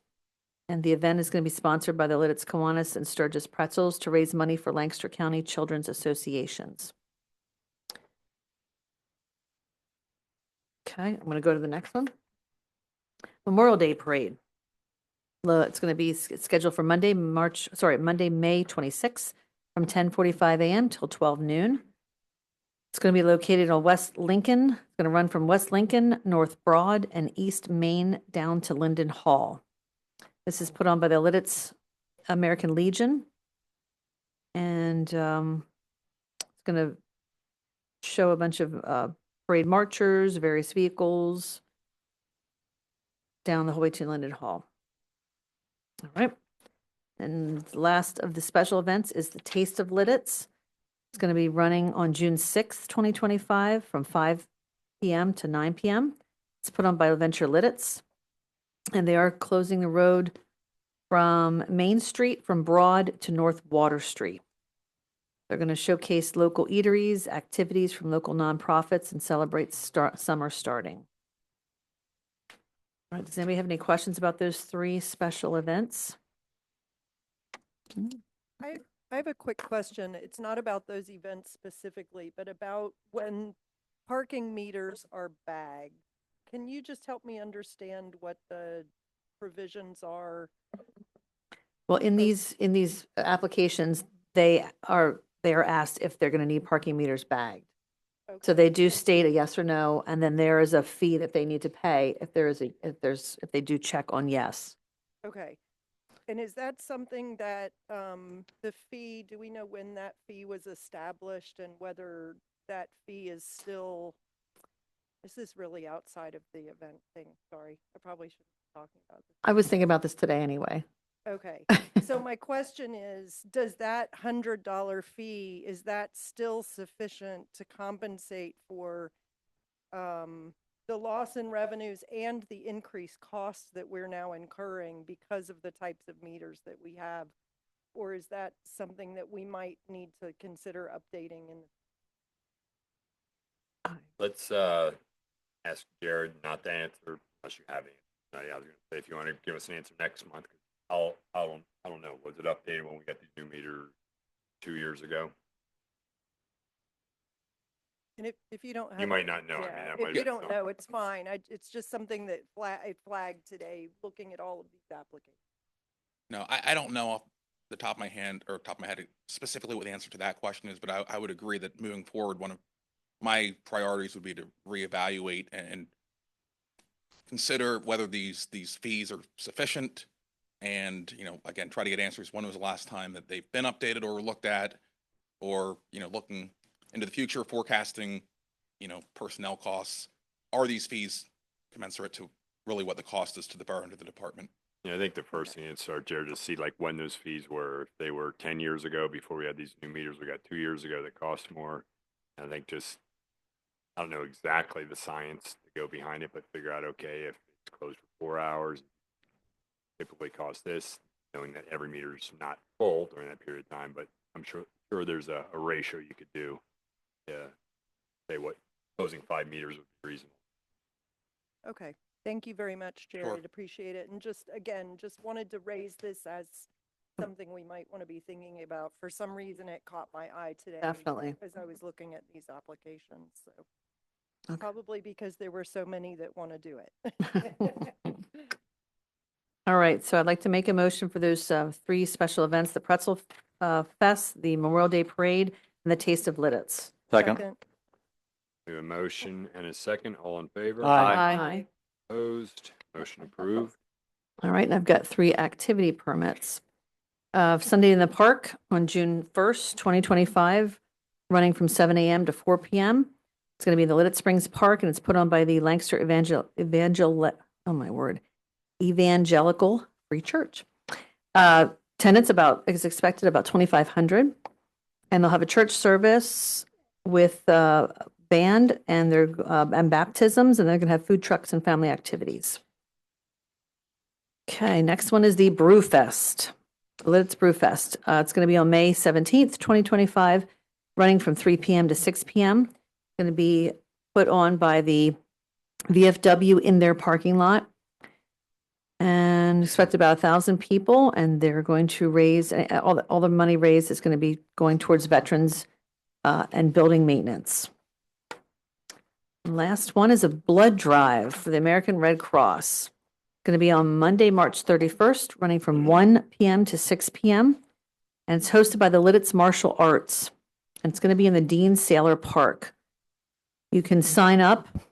It's all based on signups. And they plan on, the Lititz Martial Arts will host at least one blood drive, possibly two. And it's a huge public opportunity for everyone to give back. So it's a Monday. I think I'm going to go donate some blood.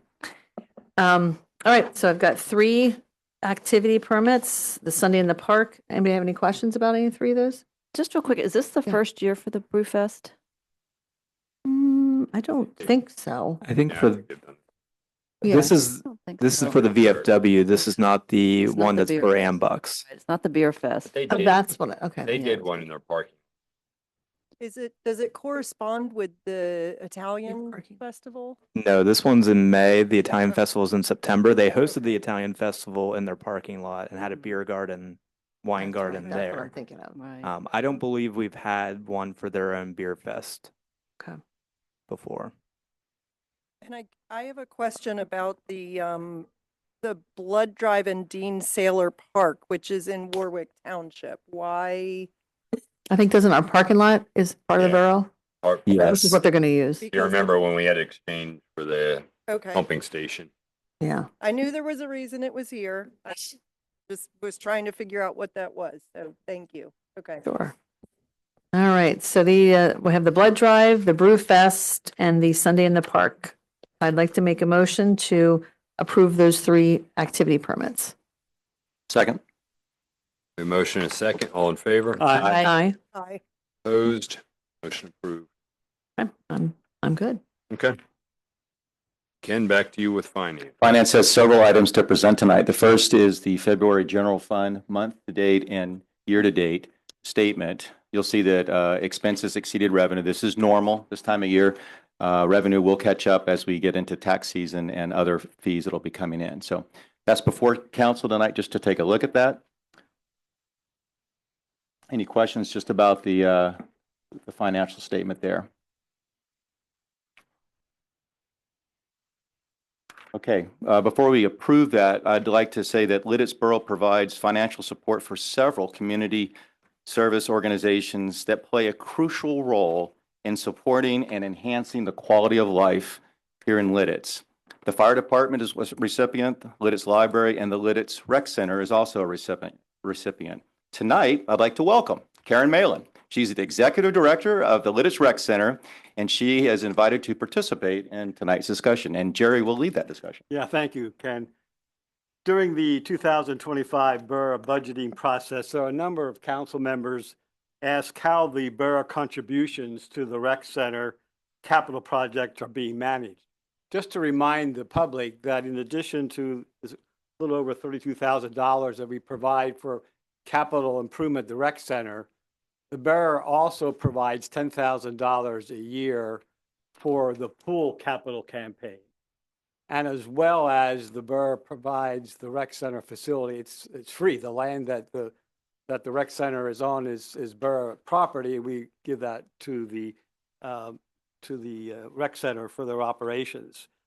Clearly, the rec center is one of the jewels in our community. So our conversation and our questions has nothing to do about our support.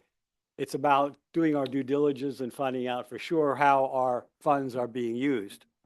So the funds are guided by intergovernmental agreement between the borough and the rec center, and states in the intergovernmental agreement 3 specific things. 1, the funds should be in a separate account. 2, the funds should be accounted for separately. And 3, the rec center needs to provide a capital improvement plan for the future. So in conversation with rec center representatives, I've tried to get some answers to these 3 questions.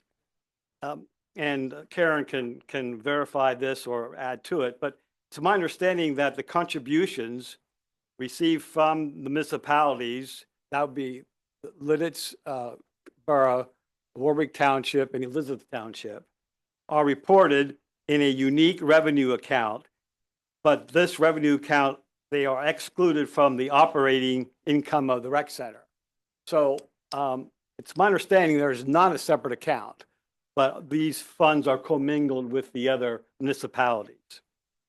Secondly, the contributions are received and are put towards capital expenditures but there are no individual tracking is feasible for the many transactions that take place.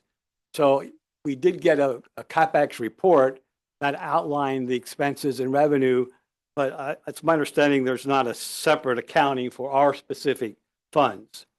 And then lastly, before you, I gave you a copy of the capital expenditure forecast for 2023, 2028, which outlines the capital expansion that the Lititz Rec Center is considering for the future.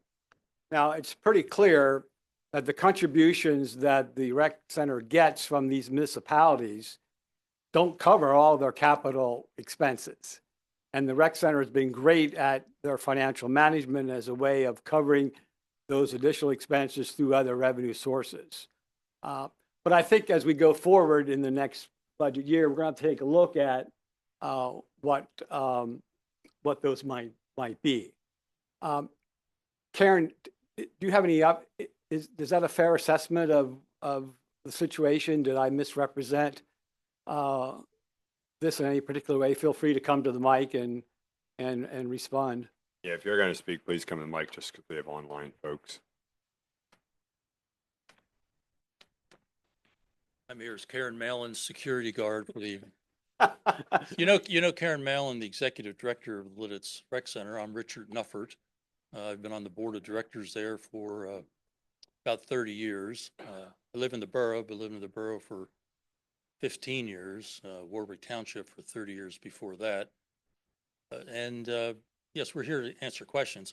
Jerry asked if we could come because everything is obviously open. I would like to correct one thing though, Jerry. Mm-hmm. You said that the agreement provides there needs to be a separate account. The agreement says that there needs to be a separate accounting. So yes, we maintain completely separate accounts. The records have all been provided. Here's the account number that shows funding from municipalities. And then we produce a capital expenditure report. And the bottom line is, I'll let Karen jump in because she knows the details better than I do. The history here goes back because I've been on the board a long time. I saw lean times at this rec center. In fact, we built it. I was the chairman of the building committee back in the late 80s. And we got it built through fantastic community cooperation. We got contributions from every business person you can imagine in this community, lots of individual contributions from the public, fundraisers from everybody you could imagine. And we got it built. And then things got tough because you can build your house, but sooner or later you got to replace your furnace and you got to replace your roof. And you got to do this, that, and the other thing. Well, we had a swimming pool over there, an indoor pool, which is, the envy of the county. Super capital intensive, expensive thing to maintain. We have roofs. How many HVAC units are in there? 30 or something like that. We lost count how many HVAC units there are. So the place is beautiful. It's well maintained, but it's really expensive to keep going. The agreement with the municipalities, Karen came on board, I think, 2003. So the agreement finally came together to say, we need to have the certainty that the basic funding to keep the pool going, keep the HVAC systems going, keep the roof fixed, not to run programs, not to spend money on salaries or things like that. But if we have a capital fund and we know the money has a baseline in that capital fund, we can rely on that so that when the sinkhole opens up in the middle of the swimming pool, which it did during construction, by the way, I got the call from the contractor saying, hey, Dick, what are we going to do? The pool's been cut out. We're going to start putting shotcrete into the thing. And now we have a huge hole that we have to fill. So we're in a sinkhole prone area. So these kinds of things that can be capital intensive. And we're trying to prevent against that by having the basic capital fund in place together with other funds. So the funds we received from Elizabeth, Warwick, and Lititz Borough don't come close to covering all those expenses. But it's a form that was derived back in 2015 under the original agreement. We're actually in year 2. There's still 2 more years left on that agreement. So yes, we're all welcome to have a conversation about it. But at this point, Karen, unless you want to add something more, what do you have to say? Well, I think obviously. Please come up to the mic. I think it's obvious to most people in the community that the rec center has kept up with the growth that's happened in this area. When the rec center started 80 years ago, it was actually started in the school district, and the executive director was a school district employee. So it's come a long way since then. The current building, and we're in the third building for the rec center in its 80 years, is started it was built in 1989. It was started 44,000 square feet. Today it's over 110,000 square feet. We've invested in the last 20 years that I'm there, $20 million in expansion and renovation. When I started in 2003, there was 2,000 members. When they opened in 89, they had a big campaign to get 500 members. I don't think they did it. And it was $5 to join. So lots of history. Some old life memberships that we had. Right. Today we have over 8,000 members. Again, 111,000 square feet, 2 pools, 3 gyms, lots of multipurpose space, childcare services. There's just a lot going on at the rec center. We have, as I said, over 8,000 wonderful members, but we also have an exceptional staff, and we have an exceptional board and committee members and representatives that help make it happen.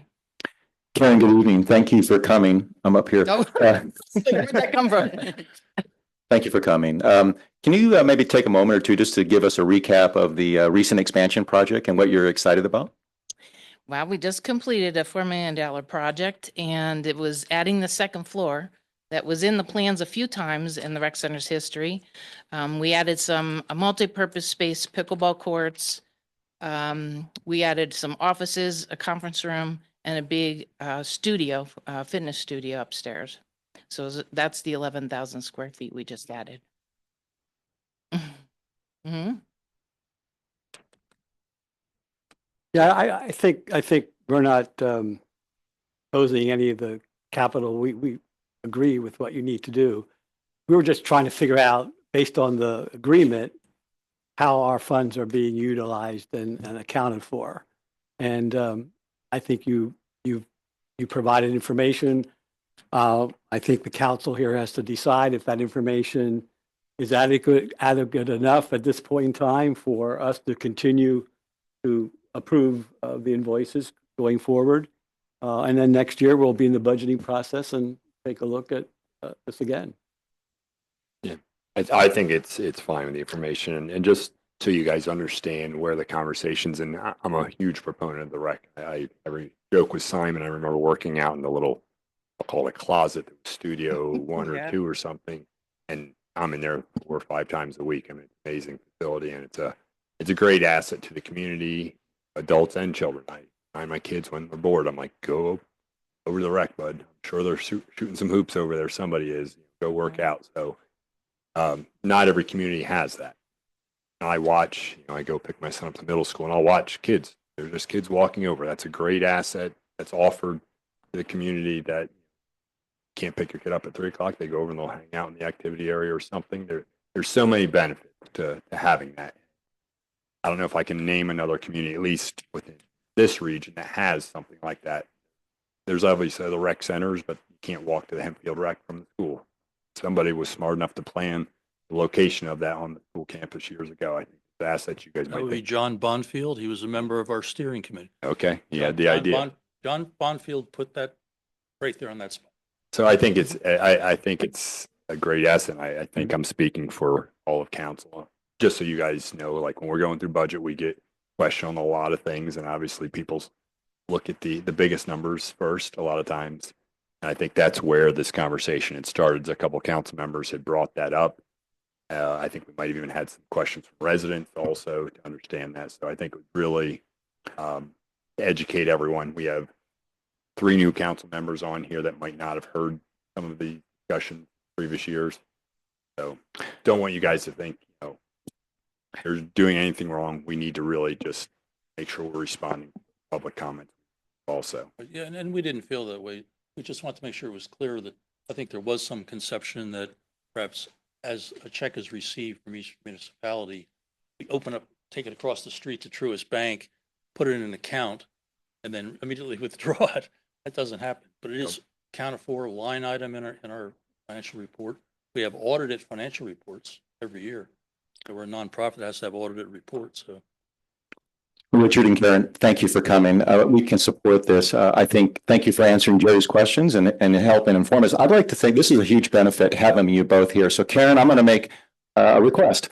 We are beneficiaries of several of our organizations come and visit and give us updates, like the library comes and gives us an update. Wes gives us an update on emergency services. I would welcome Library. some, maybe once a year, telling us about the good things that are going on at the rec center and then taking a moment just to bring council up to speed with what's happening. Well, Ken, we used to do that. Yeah, I was That's gonna say, I how I remember that. started, and I came every year to each of the municipalities, took a board member with me and did a presentation. Back in 2015, when they put together the agreement, that group at the time were like, you don't really have to do a presentation every year anymore. And I said, okay, because it was 3 presentations. I said, no problem.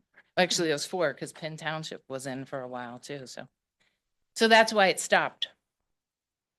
But we'll come back. Happy to come back. I think it's healthy. We love to have shows.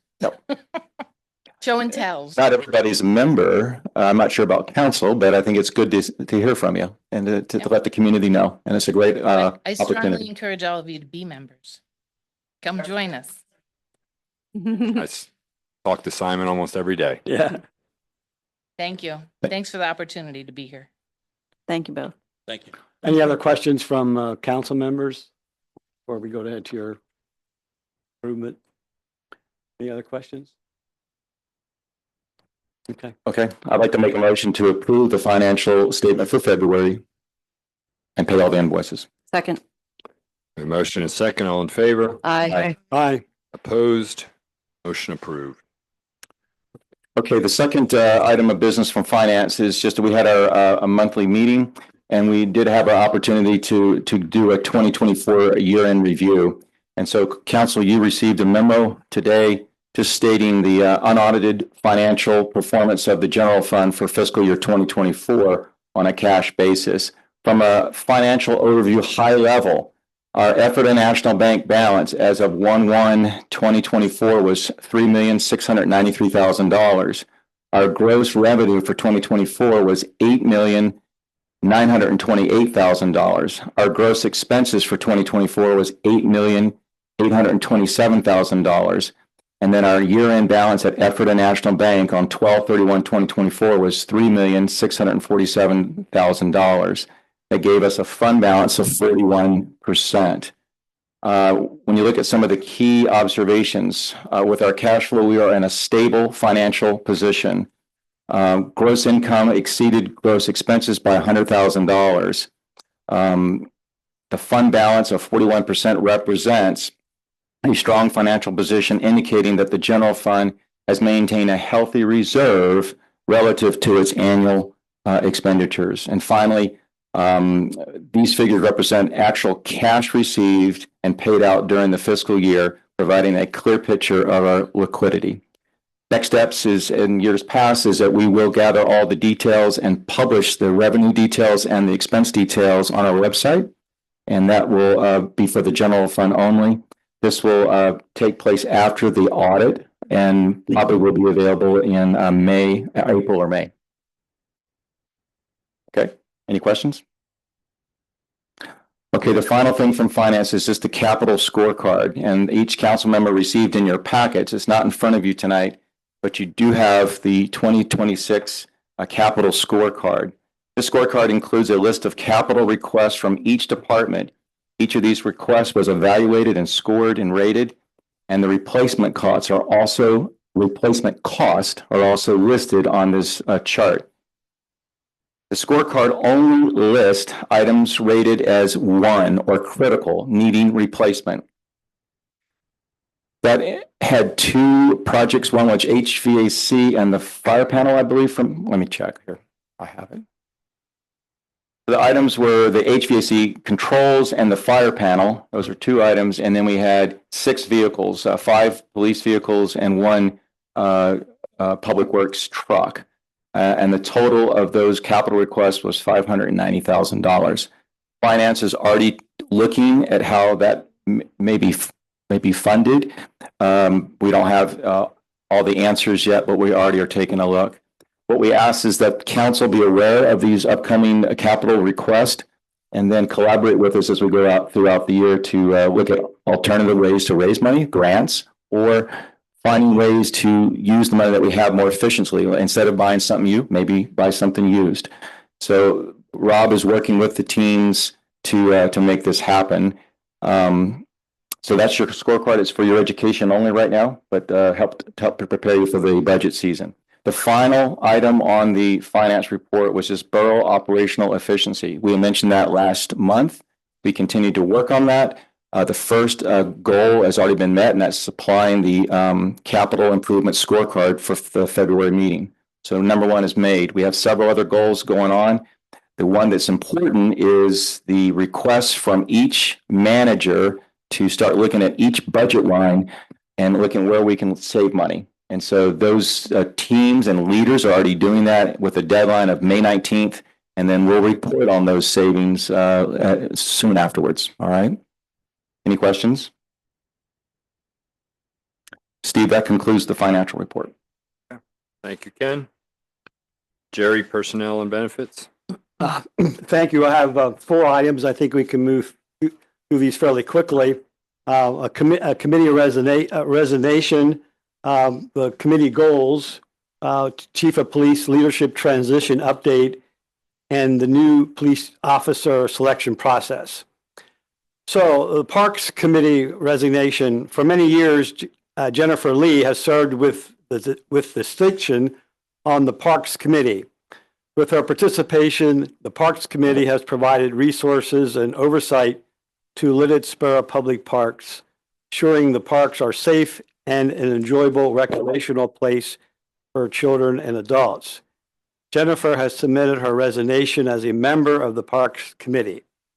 Therefore, I am making a recommendation to accept Jennifer Lee's resignation as a member of the Parks Committee effective February 25, 2025. Second. A motion and a second. All in favor? Aye. Aye. Opposed? Motion approved. I do have people who have applied for positions, and I think we can fill that position fairly quickly. Do you want me to review the committee goals, or do you want to do that another time late relative to our timeline? Yeah, save that for next. Okay. Chief of Police Leadership Transition Update. At the January Council meeting, Sergeant Jared Hahn was appointed the next Lititz Borough Chief of Police. Since the January Council meeting, I've been working with Jared to create a leadership transition plan that addresses the fact that Chief Nye is on a medical leave, which started February 14, and the need for department leadership during the chief's leave until when Sergeant Hahn officially is sworn in as Chief of Police at the April 29, 2024 council meeting. Sergeant Hahn has created a timeline that has been shared with the department, and I think it's going well, and he's here to answer some questions. In addition to that timeline for leadership transition, we are engaged in developing an employment agreement listing the policies and benefits Sergeant Hahn will follow as the Chief of Police. This agreement currently is being reviewed by legal counsel. And then the next step in the transition plan is to identify action steps for the expectations that we outlined for Sergeant Hahn when he accepted the position. And the last item is a new officer selection process, and I'm going to let Jared respond to that, if you will, please. And anything on the leadership transition plan. I'll take them in order. As far as the transition plan goes, obviously, with the chief being away for a short period of time before the anticipated initial start for me, we wanted to make sure that we developed a plan that would ensure both a continuity of operations, but also administrative oversight of the agency. So we wanted to make sure that everybody within the agency and borough leadership understood that we had a plan.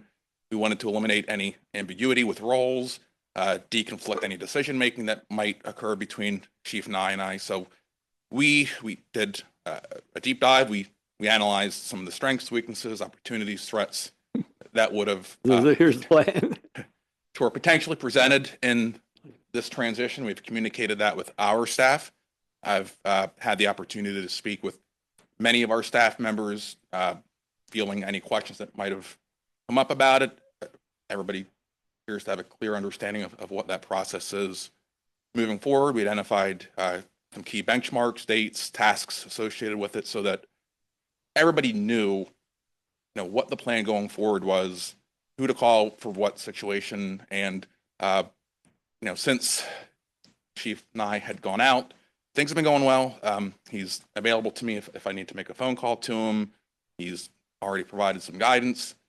So as we continue towards that April date, I have full confidence that the chief and I will continue to work collaboratively to make sure that when the interim or acting status changes over to the official status, that we've anticipated every concern, every need, and that we have set the department, the community, and the borough up for a clean and successful transition plan. Any questions about the transition plan from the council or the public? Why don't we talk about the new officer process? Sure. So we're at the point now we have next week scheduled interviews with personnel committee. That is the last big step in the process. Our background investigators have been very diligent in going through the backgrounds and making sure that we've addressed every background issue that needs to be explored to make sure that we're hiring or we're presenting for hiring candidates who not only possess the technical skills that are needed, but also the interpersonal skills and making sure that they're a good fit for the community before we present them to council for consideration. So after next week's interview session, the hope would be at some point shortly after that to make conditional offers of employment. There's a couple of more steps after the conditional offer is made. Legally, we can't get into physical exams, psychological exams prior to a conditional offer of employment because otherwise we risk running afoul of some ADA law violations. So needless to say, next week, once the interviews occur, at that point, there's just a couple other steps. They should happen rather quickly. And it is our anticipation that we could have the new officer start sometime early April. This is for 2 new officers, is that correct? You're correct. Awesome, thank you. Are they current police officers right now? Yes. Okay. So we had, when we went out into this selection process, one of the eligibility requirements that we were looking for were people who already were police officers or people who have already completed the basic police academy. Okay. So that was a condition to apply. Alleviate some of the timing we had the last time we did brand new. Went to the academy, we lost to it. Right. Correct. Okay. Sure. Thanks. Any other comments or questions? As you can see, Sergeant Hahn has taken his responsibilities very seriously, has followed through on many items, and I appreciate the cooperation and the energy that you put into your position already. Thank you. That completes my report. Okay. Planning, Chris. Thank you. We do have one item on the agenda this evening. With me. And that is the North Walnut Street rezoning petition. And I believe we probably have some folks here to speak to this. I actually don't think they're in the audience right now. Okay, they're not. Okay. I can talk through sort of the details on this. Go right ahead. So this tract would be on North Walnut Street. It's kind of between the condos and back of St. Luke's Church. Council approved the subdivision about 3 or 4 years ago at this point. This is one of 3 tracks in the borough that was suggested for higher density zoning from our recently adopted comprehensive plan, specifically because it's one of 3 vacant parcels. We don't have a whole lot, and all of these parcels are immediately adjacent to higher density zoning. This one, obviously because of the condos and the apartments across the street, was felt to be a good fit. Planning Commission has been discussing this since the comp plan has been adopted. Their main concern is in some of the other tracks that the language be specific so that there's not necessarily an apartment building right next to some single family houses. The applicant actually came to Planning Commission in February, presented this to the Planning Commission, and they expressed their support that in this case they were fine with the petition going forward. So based on that feedback, the applicant did submit the petition, paid the fees, and it's coming before council to either accept it or reject it. If it's accepted, it is referred back to the Planning Commission that then provides further comments on it. It is sent to the county and it's required to have at least 30 days before it goes. So it can't be considered at Planning Commission next week. It has to be considered at Planning Commission in April. Once they give a feedback, we have to wait for county review as well. The applicant's actually paying for the county to review this, and then council can take action on it at a later date after it's been properly advertised. But as of now, it's essentially requesting that this zone be changed from R2, which allows single-family houses or duplexes, to RA, which would allow townhouses, rows of townhouses, or apartments. Planning Commission is open to either. I think there's some concerns that if it's an apartment building that it fits into the context, but the applicant has already indicated a willingness to work with the Planning Commission on something that fits in with the neighborhood. Yes, and I was at that meeting, and the applicant is very willing to work with the Planning Commission. But I do think that ultimately the applicant will will have the choice to make the decision whether they want to proceed with the apartments or with the townhouse option. And I believe that would one of their considerations would of course be the cost. Just to reiterate what Elijah presented, the property is located within the designated growth boundary area for both Lititz Borough and the County of Lancaster, and the recently approved joint comprehensive plan delineates this parcel on the future land use map as a higher density classification. So the petitioner is requesting the parcel be rezoned from R2 to RA residential. And I believe our task tonight is just to approve tasking the Planning Commission with this request. Is that correct? That's exactly it. You either accept it and then task the Planning Commission to consider it, or you can reject it. Okay. Are there any other questions from council? Yeah, I just have a question about how this aligns with the current effort underway to rezone these lands and the timing of those. Because I believe we're going to see something from Planning Commission on a rezoning for all of the parcels that are slated for rezoning in the next month or so. I would hope so. They've been talking about it, but their concerns specifically are the RA zones and whether for, I think it's specifically the tract on Water and Locust, if allowing just regular RA zoning for apartments could overwhelm that tract. This one's a smaller tract, so they felt that it could be a better context. Their main concern is tailoring the text of the RA zone so that there are provisions that you essentially don't get multiple apartment blocks in that tract. And so they've been working, they were waiting for some draft language from other municipalities to consider. That had been forthcoming. We're hopeful to have it for next week. Okay, so we could see that advance from the Planning Commission prior to this. If this rezoning petition moves forward, we could end up with both of those here at the same time. Theoretically, but we don't actually have a text amendment, and we would be working on developing that text amendment next week. Okay.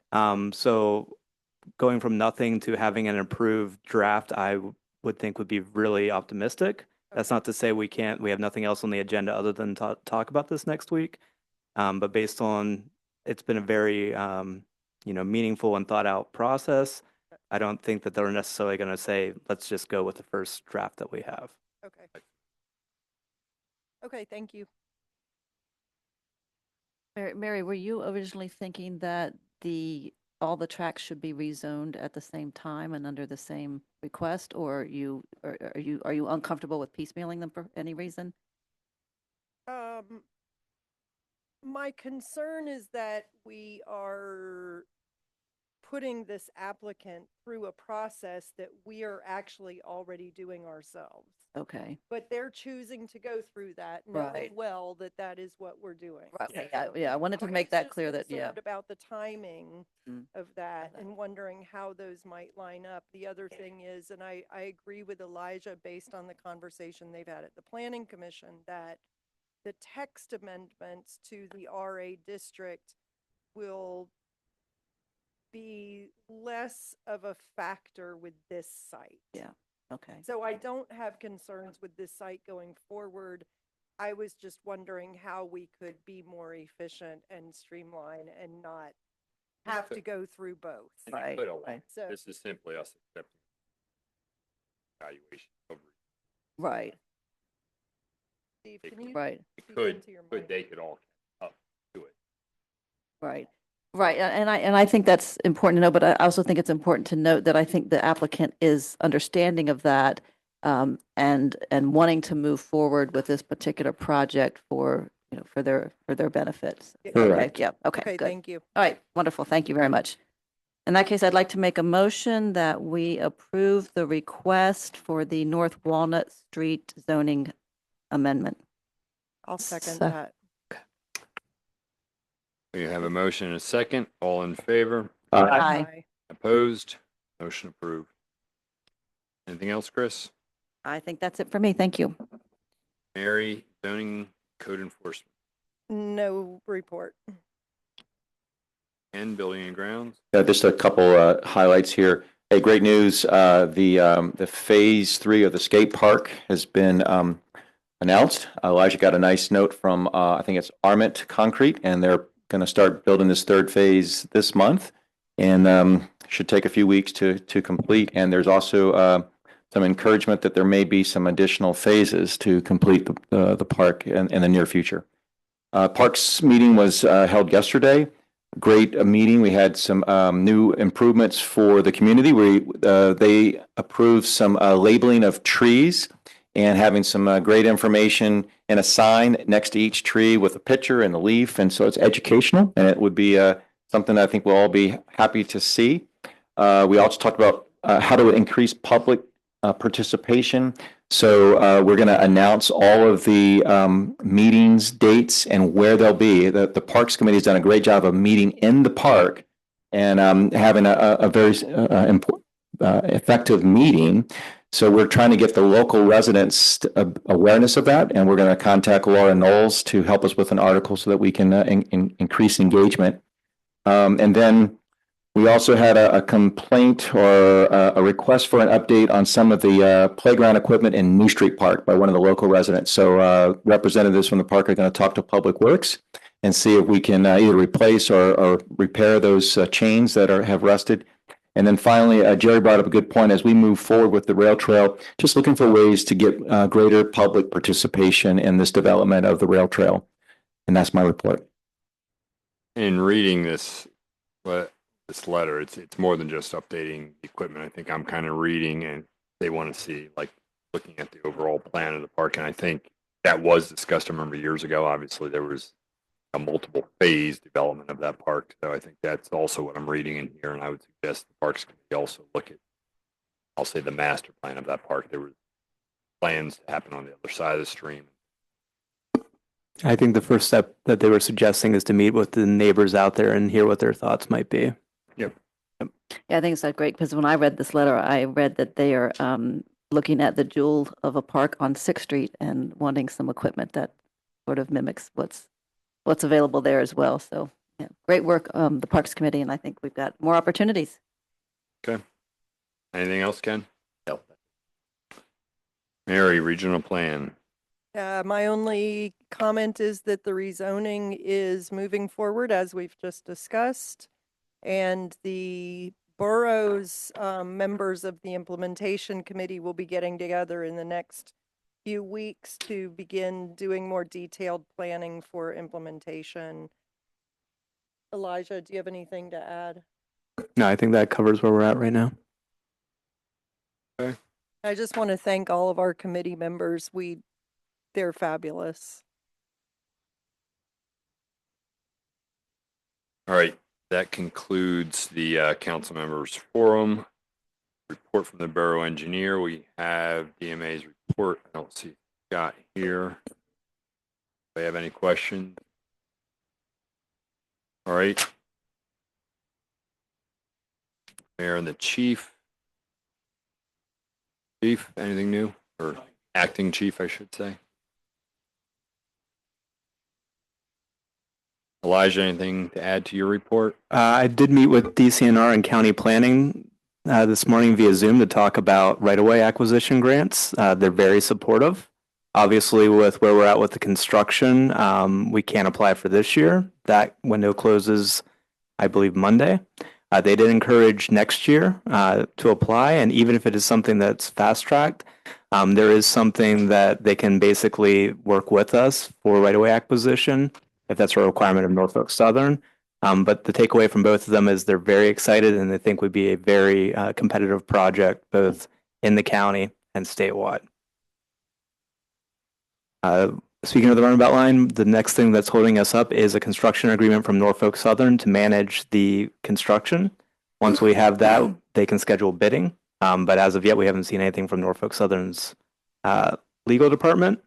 And we've tracked down the property descriptions for the historic rec center transfer, and Mike Davis is working on that to get that recorded. One last thing is Jordan submitted the Green Light Go grant for this year, which is focused on West 2nd, Orange Street, West Orange Street, and Campus Drive. It would be one signal. It's looking at just upgrading the detection there to the radar, which is what we're doing at the other ones. Any questions? Just one question on the runabout line construction. Will Norfolk Southern be in charge of that, entirely in charge of managing that project? Yes. Okay. It is their right of way. They essentially have oversight. It will be put out to bid, which is a requirement of the grant. We are keeping our contacts at the state in the loop about that, for the requirements with RACP, because that's one thing that has been drilled into me quite a few times, is making sure that all the I's are dotted and the T's are crossed. So thank you. Thank you, Elijah. Rob, anything to add? Yeah, Steve, before I get into my report, I did have one question that popped up here on chat. This was back in the finance section when Lititz Rec was talking. It's from David Carson. He wanted to know if that was on the agenda, that discussion. Do you want me to respond to that, or how do you want to handle? Sure, if you want to respond to it. What was the question? It was the Lititz Rec conversation on under finance on the agenda. No. So, okay, I can type that back, sure. With my report, I'll start with Andy's first. Let me grab my glasses, sorry. They had a busy month with all the snowstorms and ice that we had. There was also a water main break February 16th and a sinkhole with it. This all happened on Spring Avenue. The repair went well and the sinkhole was filled. Andy wanted to give a special shout out to Wars Quarry. The 16th was a Sunday, if I believe, and they came out with the flowable fill. 3 trucks, right? 35 yards, 3.5 trucks. So helped those guys out a great deal to come out on a Sunday and open up the plant. So that was Andy's report. For mine, sorry, I've got a few things here I wanted to call out. First of all is the Borough Hall or Borough website. That's page 2. Really frustrated with the entire process. We were supposed to get an upgrade to the software for that for our website this year. We found out about 2 weeks ago that the planned upgrade, the software that they were planning on doing, isn't working with their other upgrades that they're doing. So now they propose to do a separate type of software that they say it's going to work even better. obviously, we don't have a whole lot of good feelings about this. I'm signed up for a webinar later this week. But it's just, it doesn't look very good for our website hosting and how it's being managed right now. I did reach out to Warwick Township. They're in the same boat as we are. This company does a lot of the municipal websites in the area. So I know it's one of our goals to kind of upgrade that and get it looking better. But it doesn't look like anything that I feel confident is going to happen here in this fiscal year. But I'll give you more updates as time goes on. Certified Safety Committee, page 3, letter I. That's something that's new for this year. We are starting it hopefully in the month of March. Basically, the Certified Safety Committee will be certified through the state. And the financial impact is that once we can prove and meet all their criteria, we'll receive a 5% discount on our annual work comp invoice. Our work comp invoice, excuse me, is typically around $120,000. So we get 5% off of that. Sorry. This would be something brand new for staff. So, you know, I'm kind of anxious about how it all work out, but we're going to go through all the steps and see what we can do there. Let's see here. Before I lose my voice completely, there was no major concerns with any of the audit field work. However, it's not completely done yet, but so far so good. And we should have our DCED report filed by the end of the month of March. Sorry about losing my voice, and I'm happy to answer any questions. Any questions for Rob? All right, thank you both. Steve, I'm sorry. I did have a couple questions for Elijah, if I can, real quick. Hazard mitigation plan is, I believe, public comment period ends. Can you just tell me where we are with, or tell us where we are with our review and submission of comments on that? So that ends on March 1st. We're actually meeting tomorrow to discuss that with Dwayne. Thanks, Mary, for all the comments that you've provided. And then what's the second one? Over a year ago, a resident came to us with a note about how we are not in compliance with the borough code when it comes to the breakdown of the municipal voting districts. And I believe staff started working on that issue, but it's been over a year and we've done nothing. We now have a local election coming up. Our voting districts are very out of balance. And I'm just wondering how we plan to address that as council. Well, ultimately, that'll be council's decision on how to address it. Staff can't take the lead on this. You are right. The third ward is much larger than the second ward, and the borough code does require it. They're closer, but yes, there's dramatic differences between the first, the second, the third. We did look into this last year. We talked with the solicitor. We talked with the Board of Elections, and we started coming up with a methodology to essentially calculate or estimate population. So if we wouldn't want to redistrict, we could. We tried to review that at Planning Commission. Planning Commission felt that that was too political and didn't want to be involved with that review. In talking with the solicitor, there's actually a lot of options that can be done. Borough Council, if they would want to, could dissolve all the wards. That would go to at-large membership, and there would be 7. They could redraw the wards of anywhere between 3 and 13. There are issues with population, and there are issues with the County Board of Elections says we are already over the number of precincts we have currently. They would not support any new ones. They might support some of them consolidating. So essentially, you could keep it the same and redraw the lines. I don't think the Board of Elections will take away any of the precincts. They're just not going to add anymore. You could redraw everything to try to get 5 equal ones, which the solicitor's advocation is if you are going to change the number, go with odd, even though the mayor acts as a tiebreaker. He still said having 5 members or 7 members would be more advisable. So redraw the 6, redraw everything down to 5 or less based on county planning, or dissolve everything.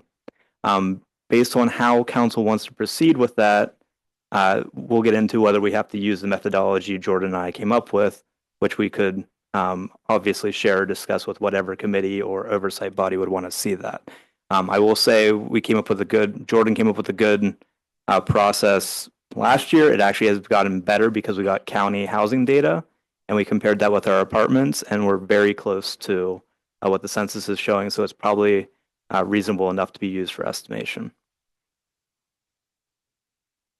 So I guess my question for council is how should we move forward with this? Because we are out of compliance with the borough code right now.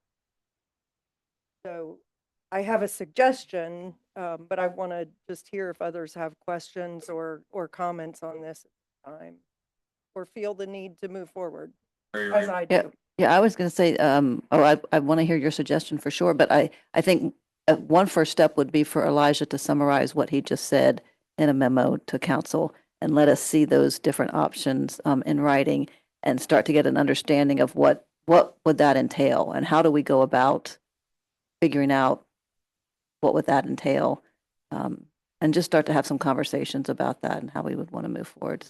Mountjoy Borough did just go through this recently, so we may also want to consult with them and see how they went about it. But what makes us out of compliance? You're supposed, The population should be roughly equal. Equal. And at one point they probably were, and then it hasn't really been looked at least since I've been here, if Okay. not longer. Yeah, I mean, think about adding And where you live. if that would quickly. In your memo then, Elijah, are you able to include the counts for each ward and each precinct so that we know what? I actually have those You have right that? now. I thought I shared that with council last year. So right now, this is based on the voting registration. So this isn't population, but it's probably a good approximation of this. So this comes from the county. Okay. Ward 1, the total registered electors is 1588. Ward 2 is 2447. And Ward 3 is 2970. So Ward 2 and 3 are much closer than Ward 1. And you said that's registered voters. Those are registered voters. Those came from, the County Board of Elections. It would have been about probably April or May of last year. Okay. What tips it out? I'm sure things like every year. Reality. There are percentage. Like 10%. The law is not specific. It says generally equal. Generally equal in number of registered voters or generally equal in number of residents? Number of residents. Okay. So obviously the registered voters would be an approximation of that. Unfortunately, if you look at the census districts, they do not comply at all with our voting wards. There's 2 census districts in the borough. I'm not sure if I'm using the terminology, but essentially. And it splits us basically down Broad Street, east and west. Whereas all of ours go in strips. Yeah.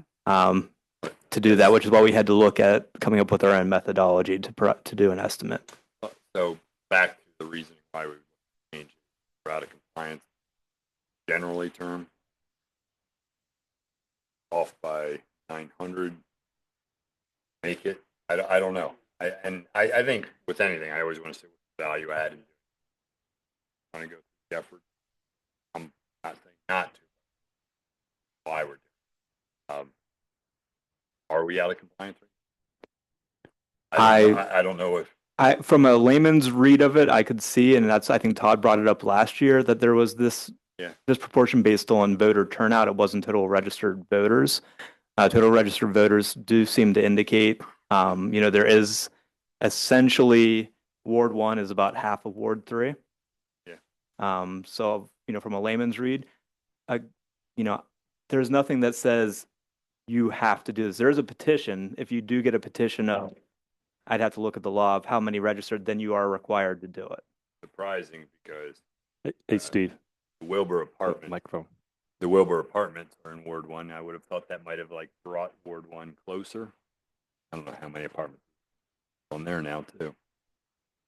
Yeah, Well- and Pleasant View is going to be adding some people as well. Right. So how do you, how? Yeah, you don't want to move the line Yeah, how do every you move 5 it? years. Yeah, how do you deal with that? But we in terms- don't know what the population is. Right. Until we know what the population is, we can't tell whether we're in compliance or not.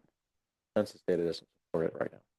So So we essentially, like I said, we came up with a methodology to estimate it. It comes close to the census, but we were looking for essentially a sounding board to go off of. And Planning Commission didn't want to get involved with doing that. Council could also dissolve everything and go to 7. I'm not sure how county wards would do that. So there are other options without necessarily being stuck in these 3.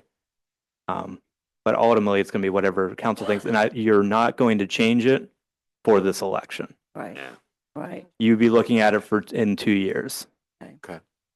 It just came up for me as I was reviewing something and I saw this notice about what Mount Joy had gone through, and it reminded me that we had been not petitioned, but this had been raised before council over a year ago now, and I feel an obligation to follow through on things So why don't we, that we said Elijah, we're going to do. if you can put together the memo and we can have some further discussions. We're not going to resolve it tonight. No, and I'll try to get Jordan's methodology too. We'll try to do it at a high level so it's not a little bit more granular, but yeah. Thank you. And thank you, Mary. All right. Nothing else. We are at the public comment period. Anybody? Chris? Oh, come on up.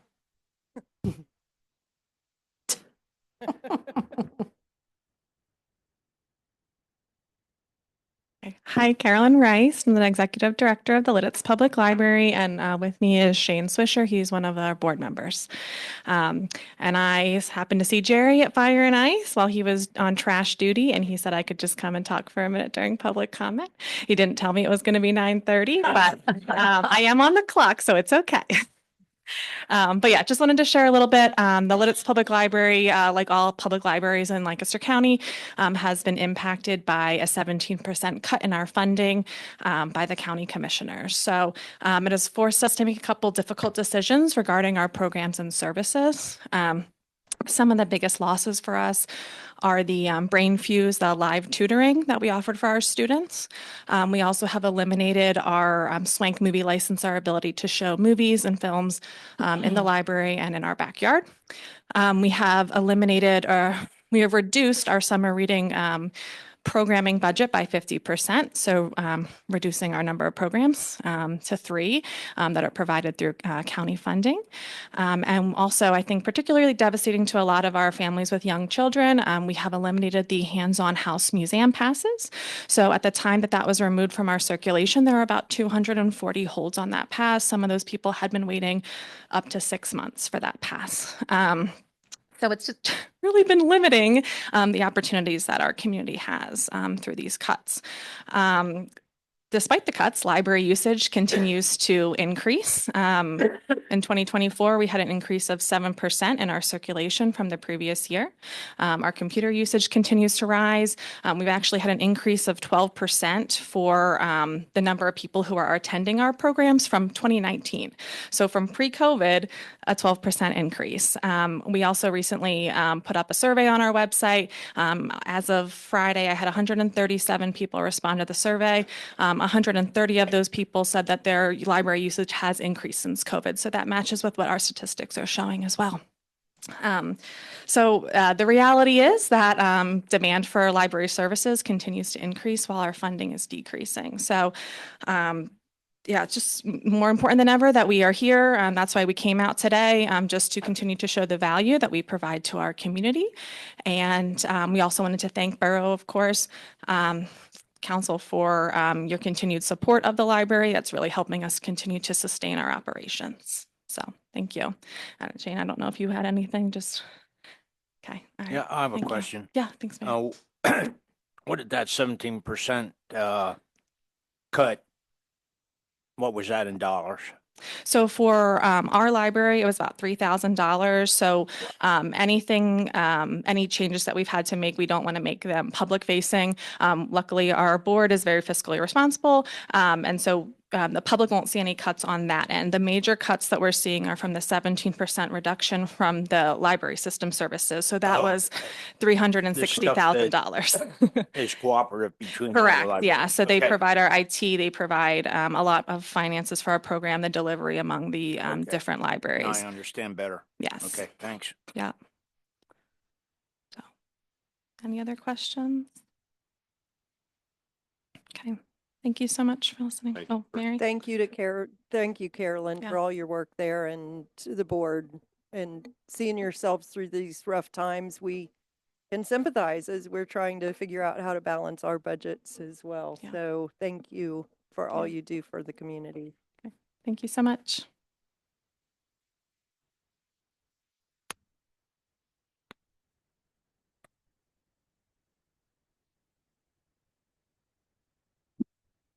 Chris Strayer, Front Street. Since this went so long, I had plenty of time to take a lot of notes here. First, want to start by thanking you for the TV. It was great tonight. It's great to see what was going on. Something that came to mind here in the last week, specifically because of fire and ice, and I can't remember if this conversation happened a year ago or 2 years ago, but there was discussion about eliminating the crosswalk at Tomato Pie. And I'm not sure that I ever heard, at least, whatever happened to that conversation, or Elijah, it looks like you want to talk. So there wasn't, in my discussions, that there was no immediate close the crosswalk at Tomato Pie.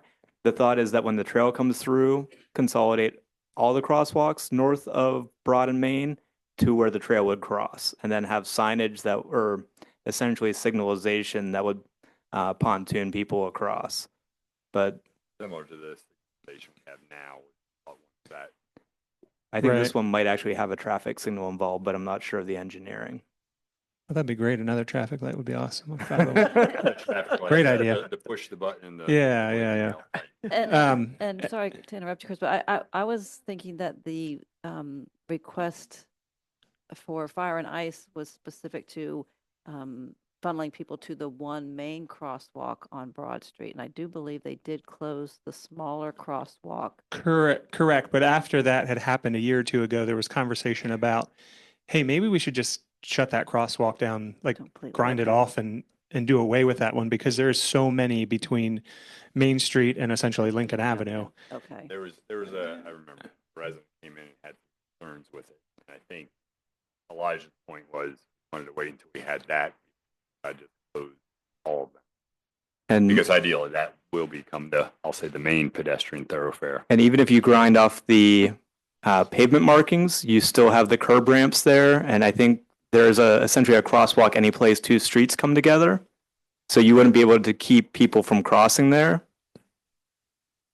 But you wouldn't have the markings. But you would also, unless the borough or PennDOT comes in, I don't think PennDOT's going to do this, rip out the handicap ramps there that are essentially going and allowing flow. Yeah, and I can't speak to, I mean, in both cases there at Tomato Pie, there's another road or the alley there. So I'm not sure how the crosswalk interferes with that anyways, but I thought there was conversation about looking into maybe just taking that one out, and maybe I misunderstood.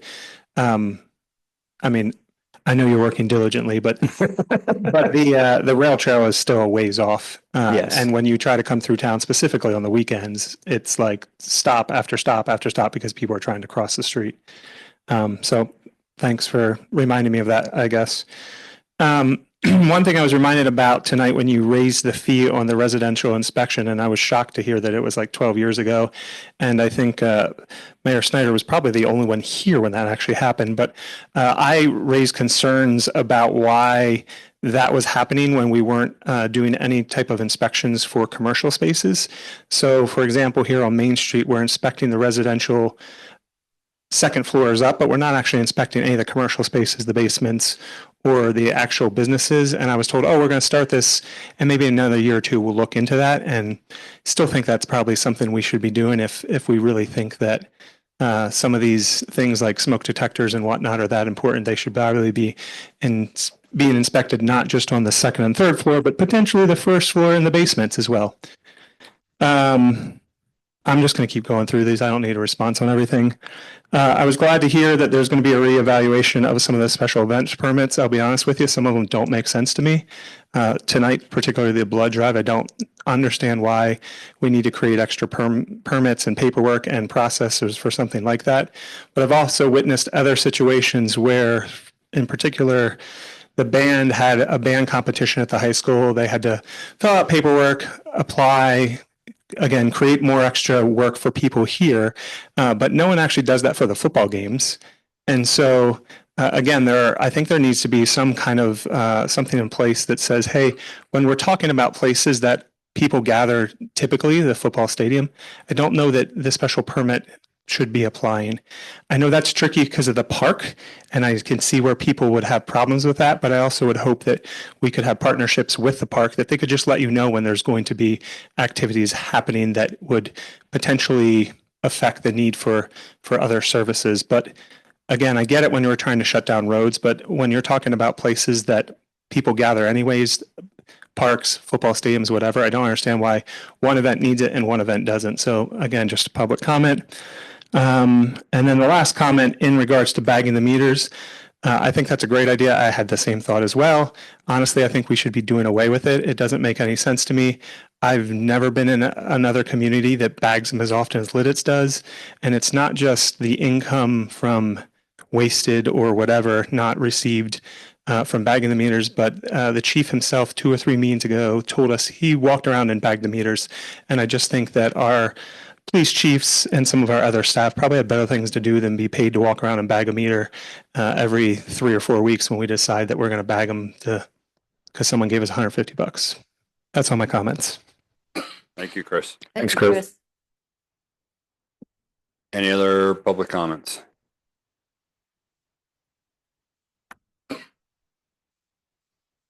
Yeah, real quick, Rich Moats from Laurel Avenue. What Chris said about this crosswalk, I agree with him 100%. I thought it was going to get closed too. One of the problems is we have people going down up or down 501, and they're aware of this big new crosswalk that has lights on it and everything else. They're aware of the square, but they don't expect people to walk out in front of cars that are parked on the side of the road in both directions. Yeah, I mean, both directions of that walk have cars parked, and I think one has the food truck on the weekends. So it's just, I think it's just a matter of steps. So anyway, I think it should be removed. And then maybe something to add, recent traffic. Okay. I'll look into that. Anyone else? Rob?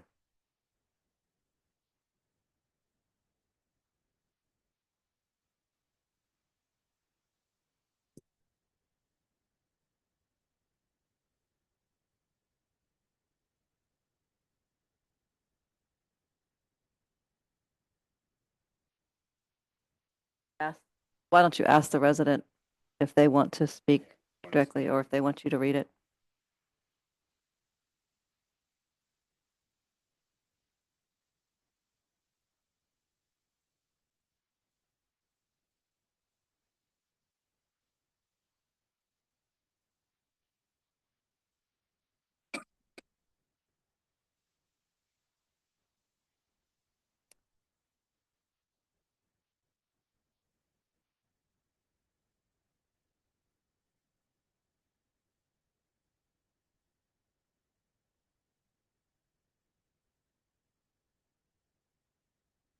There's no other public comments. All right. One last thing.